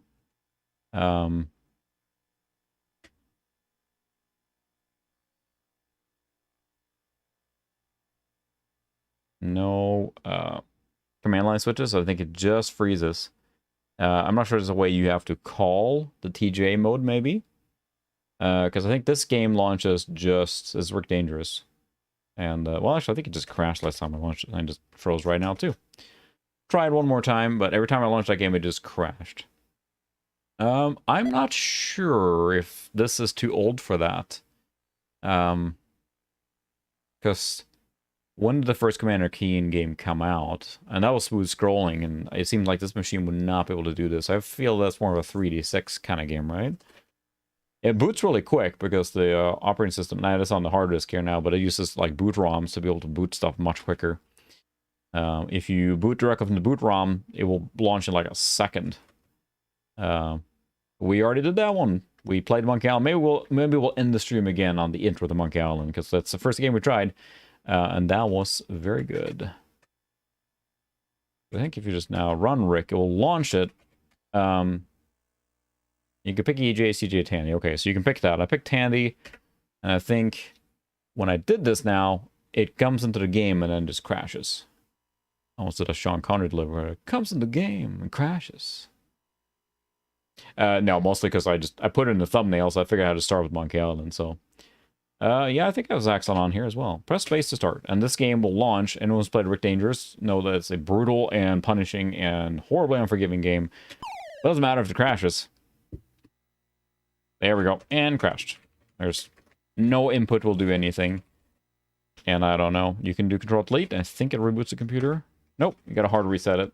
Just hard crashes. So I can try the CJ mode. I don't think so, but I believe Zaxxon is in here, and that was actually a hard power off. Give it a second, and it's weird. This machine, when it sits for a while, it won't find the hard drive. It's odd enough that I think that hard card might be going out, which, you know, there's lots of options for replacement, so. Yeah, I tried the joystick as well. There's no input that seems to work for that one. And there's that one bleep, and then it just hard locks, so. I do think I have Zaxxon on here, yeah. There's a folder, yep, Zaxxon. And that's a pretty nice one. So, no, I'm actually using... Oh, goodness. What did I buy? I bought from, like, Tandy or one of those... It's basically a RGB to VGA. So it's not HDMI. So right now, it's basically RGB to VGA, and it just converts that signal. And it doesn't touch any of the Tandy video, if you will. It just converts to VGA. And then my data path captures this raw from there. So that's how I'm converting it. So, oh, joystick. Well, we have the Tandy. Oh, that's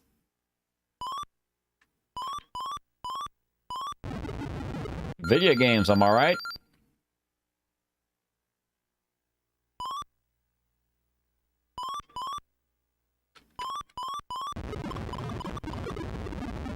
Video games. Yay!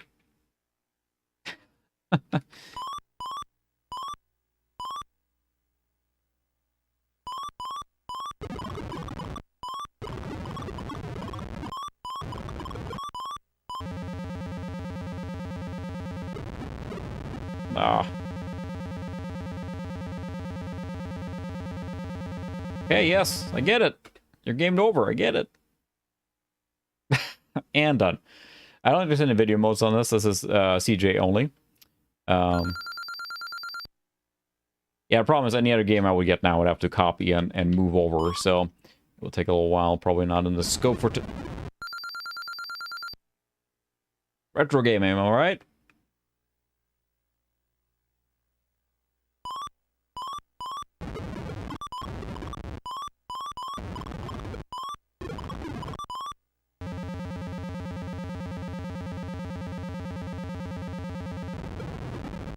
Wow, brutal.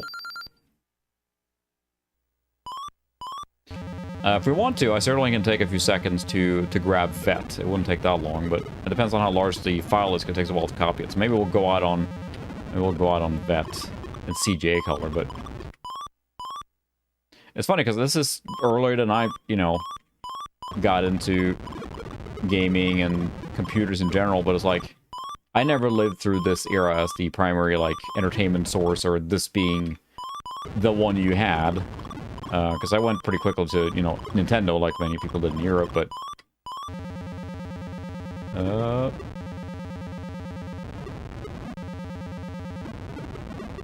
Yeah, I made it pretty far there. Sound. What sound? Let's switch over to the other computer and see, No. How do you exit out of this now?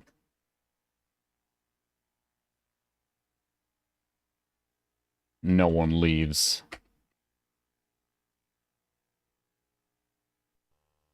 Switch over to the other computer real quick and then see how large the VET one is.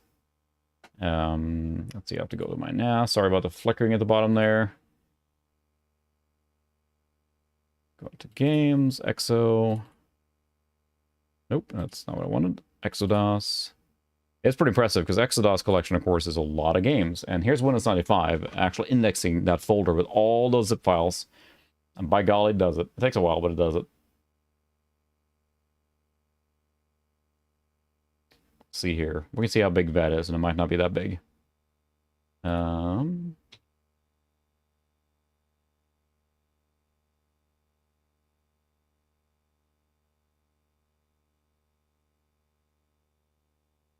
Copy here, and then we'll extract it. 7-zip works great on Windows 95. Very handy. Let's see, what are we looking at? 778K, all right.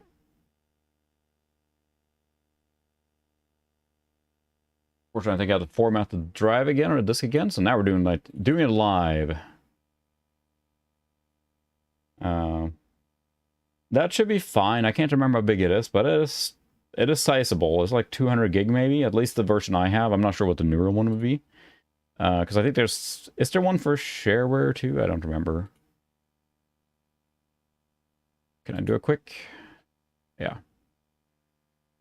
I have to do a full format because we wrote the disk image to this guy earlier, so. Sorry about the flickering at the bottom now. I'm not going to mess with the video settings, but I would have to switch over and whatever. So. But it's pretty funny because it does take a while to copy 700, you know, if that fits on one, it may not fit on one. I'm going to have to copy it 2 times or like fill up 2 disks. We'll see. Yep, it's the raw copying of that floppy. We're doing it. We're doing the bad stuff.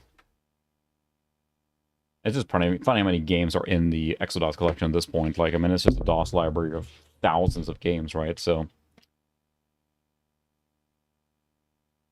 it was a cool game, Plan X3. And a lot of potential in that game, but it's difficult to play. Hard for me to juggle everything going on at the same time, so.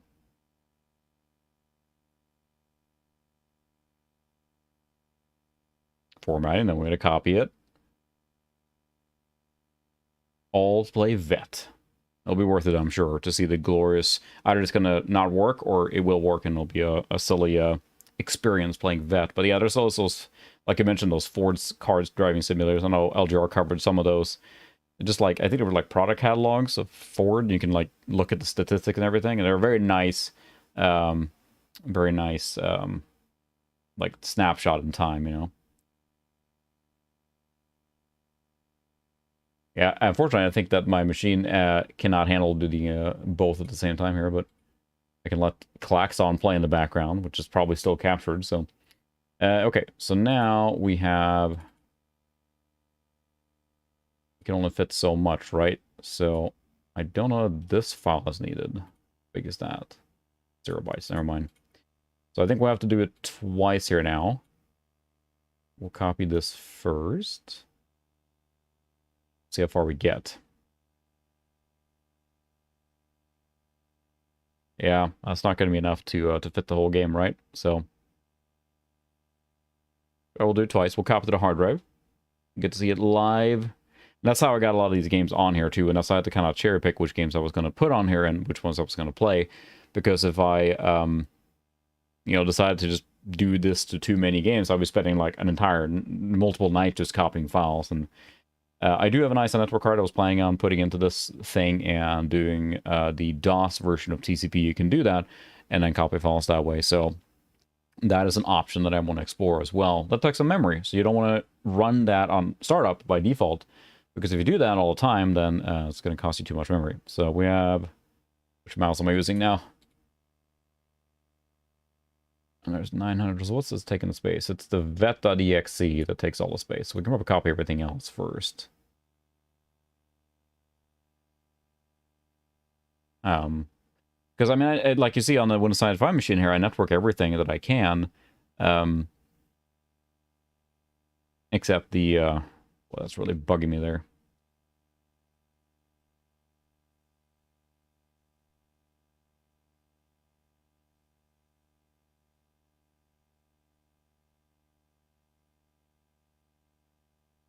There we go. Got rid of that flicker there. It was bugging me. So, you know, networking is always a thing that I try and do on everything. So actually, there is... it's actually not that bad because TCP/IP is supported. And as long as you're using the later versions of Windows 95, then you get all the TCP/IP stack and all that good stuff. And as long as you install that, at that point, you're now basically ready to do it, and you can do quote-unquote modern networking. So this is connected to an SMB1 share on a NAS. SMB1, I mean, it's of course not very secure by today's standards. But it actually is pretty easy. Networking Windows 95 machine and 98, XP, all that stuff is pretty easy. And when you get into trickier stuff is DOS, right? I haven't messed with it yet. I have done networking for Windows 3.11, and that works fine. Now we're going to go over to the machine. Go do this, and then I need to switch this back again. Let's see, Tandy. There it is. And how the hell do we exit Klaxon now? We'll just reboot. That's how we exit Klaxon. Yeah, that's the thing. It's like, and with Windows 3.11, you can install the TCP/IP stack that's in Windows 95, and that makes the networking essentially even easier. I haven't messed with DOS, but that's what I like to do as well. Yeah, and it's... I'm planning on making a video where I basically set up, like, you know, a vintage Mac, a Mac, like, G4 era, a DOS machine, a Windows 3.11 machine, 95, 98, XP, and, like, all of them sharing files and copying. And I want to show how that works, because I think it's using... see if I have enough space here now. I don't know. I don't know that we do. I'm going to delete some of the ones that didn't work. As far as I know, there's no delete folder command in DOS 3.3. You have to delete the items and then delete the folder. Maybe I'm wrong on that, but I haven't found a way to do it.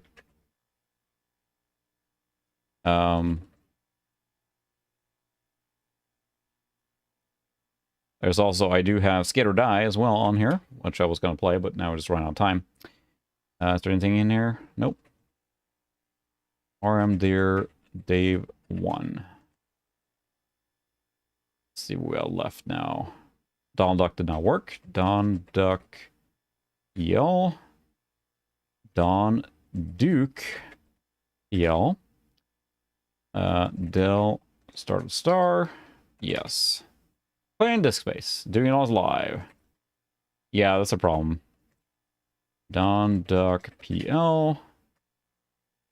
Now we have some more space. We'll see if that's enough. Otherwise, we'll delete some more files. I think we have a 1.9 meg left now, maybe. Make dear vet. CD vet. Copy. A : start a star. There we go. Copying that. I'm going to need one executable more. And at that point, we have the entire game on here. And we'll try playing some Vet, which I don't know if that's Tandy supported or if that's a CJ only. No, it really isn't. And it feels like, you know, it's... You know, I think that's the one I make a concession on the most when it comes to upgrading machines, because hard disk space makes it much easier. Like most of my Pentium class systems, Pentium 2, Pentium 3, whatever Pentium, they all have bigger hard drives. Especially when you get into the CD-ROM era, you might be putting ISOs on there. I mean, it just makes life so much easier. To have a period-accurate hard drive like this means you're always making concessions. You're always deleting something, you're always moving something. So it's an easy one to start on, yeah. Yeah, this double, I remember that. That came on my 486, and I used that for a while too. Just to get more space for upgrading the actual hard drive. There we go, double space, that's the one I was thinking. How did that work anyway? Because I haven't touched that since, I mean, the 90s. I don't, like, what did it actually do? Because clearly enough, the machine saw twice the space. It was compressing, I assume? Just compressing the rest? Just magic? Free space, why wouldn't you use it?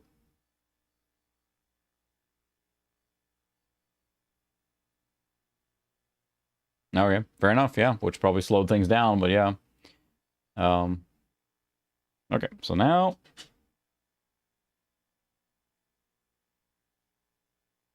Switch back to that. I'm not going to bother with changing it here now. We do need to delete all the files on here.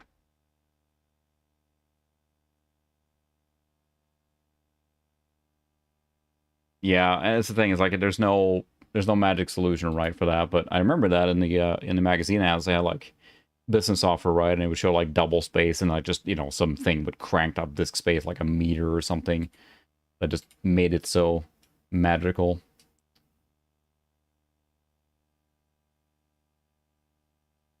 Yeah, I think it came on my compact as well. It was just included. I think double space. I mean, they just threw it in there. I don't think I remember buying it or anything.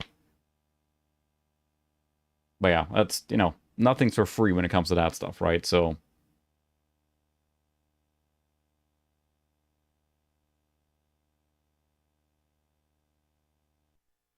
but when you're messing with 720K floppies, you don't have a lot of space to work with. So yeah, and I mean hard drive size is really limited in the beginning days, so I could see that being very popular. And then you know, again, you're trying to upsell or whatever. It's like people aren't going to spend like you could spend like as the home user spend a boatload of money on getting a bigger hard drive, or you can just buy the software pack and you can double its hard drive space. Yep, sold. Um, you can't contain the raw power of vet though, so I mean that's just gonna have to be what it is. Um, that's true. Yeah, it's not like we were that dependent on disk speed at that point. So I guess run. Single player, multiplayer, bad commander file name. Woo! What's going on? I have no idea.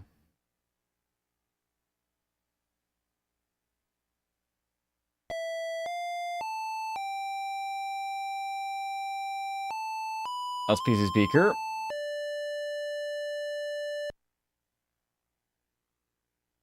Well, that was a nice intro thing.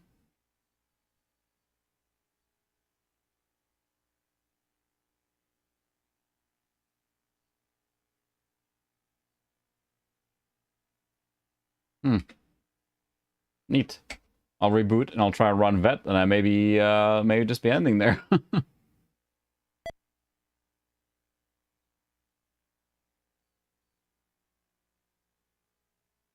That's true. I'm not sure if the disk compression stuff could be used with with the modern tool set compared to what we had, right?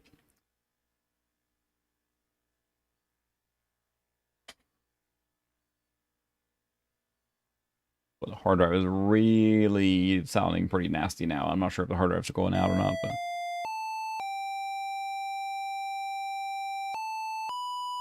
cool game, brah. It just plays that little doodaloo.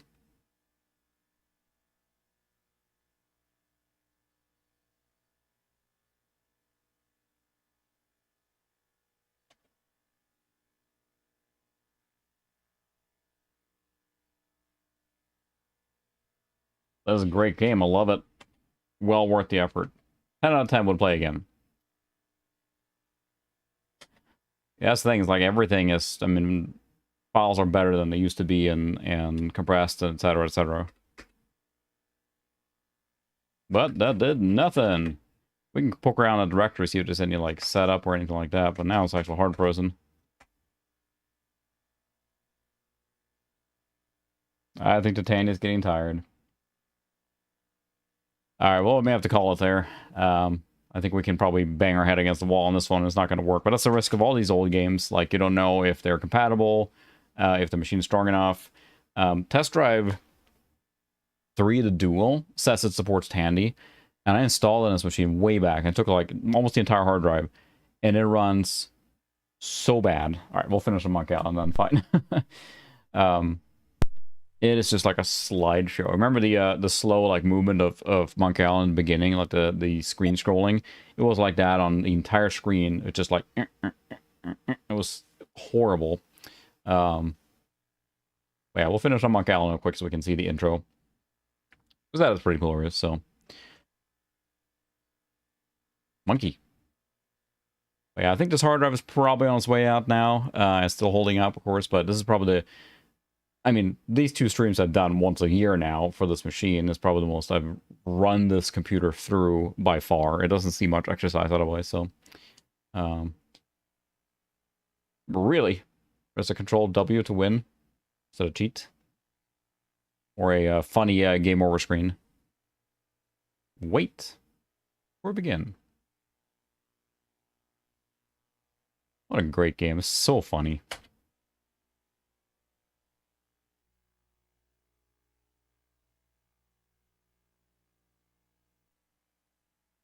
Alright, now we get some glorious Monkey Island Tandy music again here. It is a good use of the system for sure. Although if I sat down to actually enjoy Monkey Island, I don't know. It runs so slow. It's an interesting quirk, if you will, but it's a quirky setup. And the MT32 here is so good.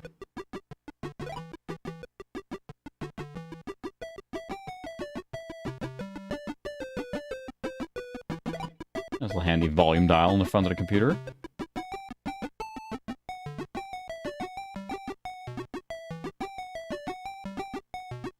What a great one. Maybe a little animation in the clouds in the background there. You know what to expect this time, right? So...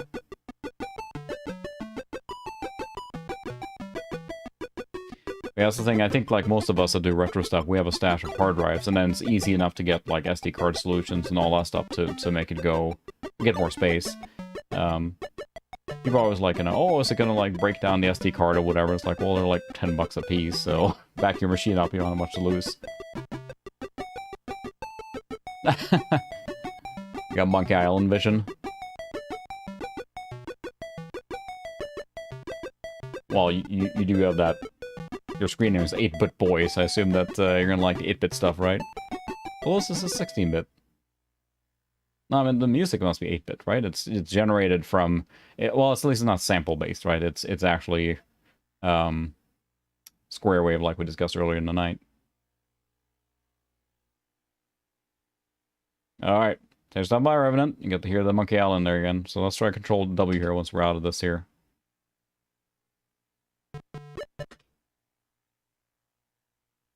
Yeah, you'll have to do that, like formatting them accordingly, right? For especially the really old stuff, which I don't mess much with here. I would imagine a smaller compact flash card would be best here for some XT to ID solution or something, right? So,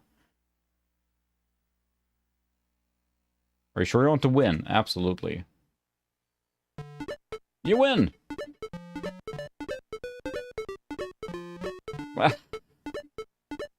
That's pretty great. If you haven't played the game, you have no idea. I didn't know this was in here.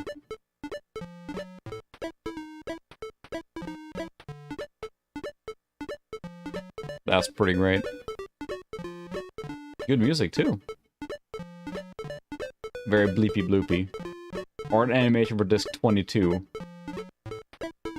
Bulletproofing, chocolate supply supervision. Yeah, nice. That's pretty funny. You know, I have played Monkey Island many times. I had no clue. Is this in every... oh, okay. Is this in every version? I guess so.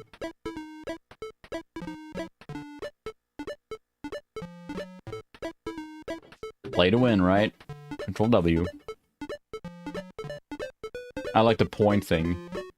Who finally bought a 286? John Sinclair. I'll say,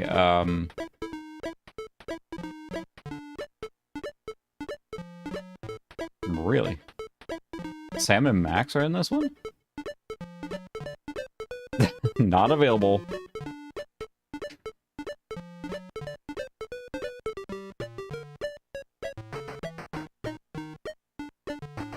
That's pretty funny, actually. 9090.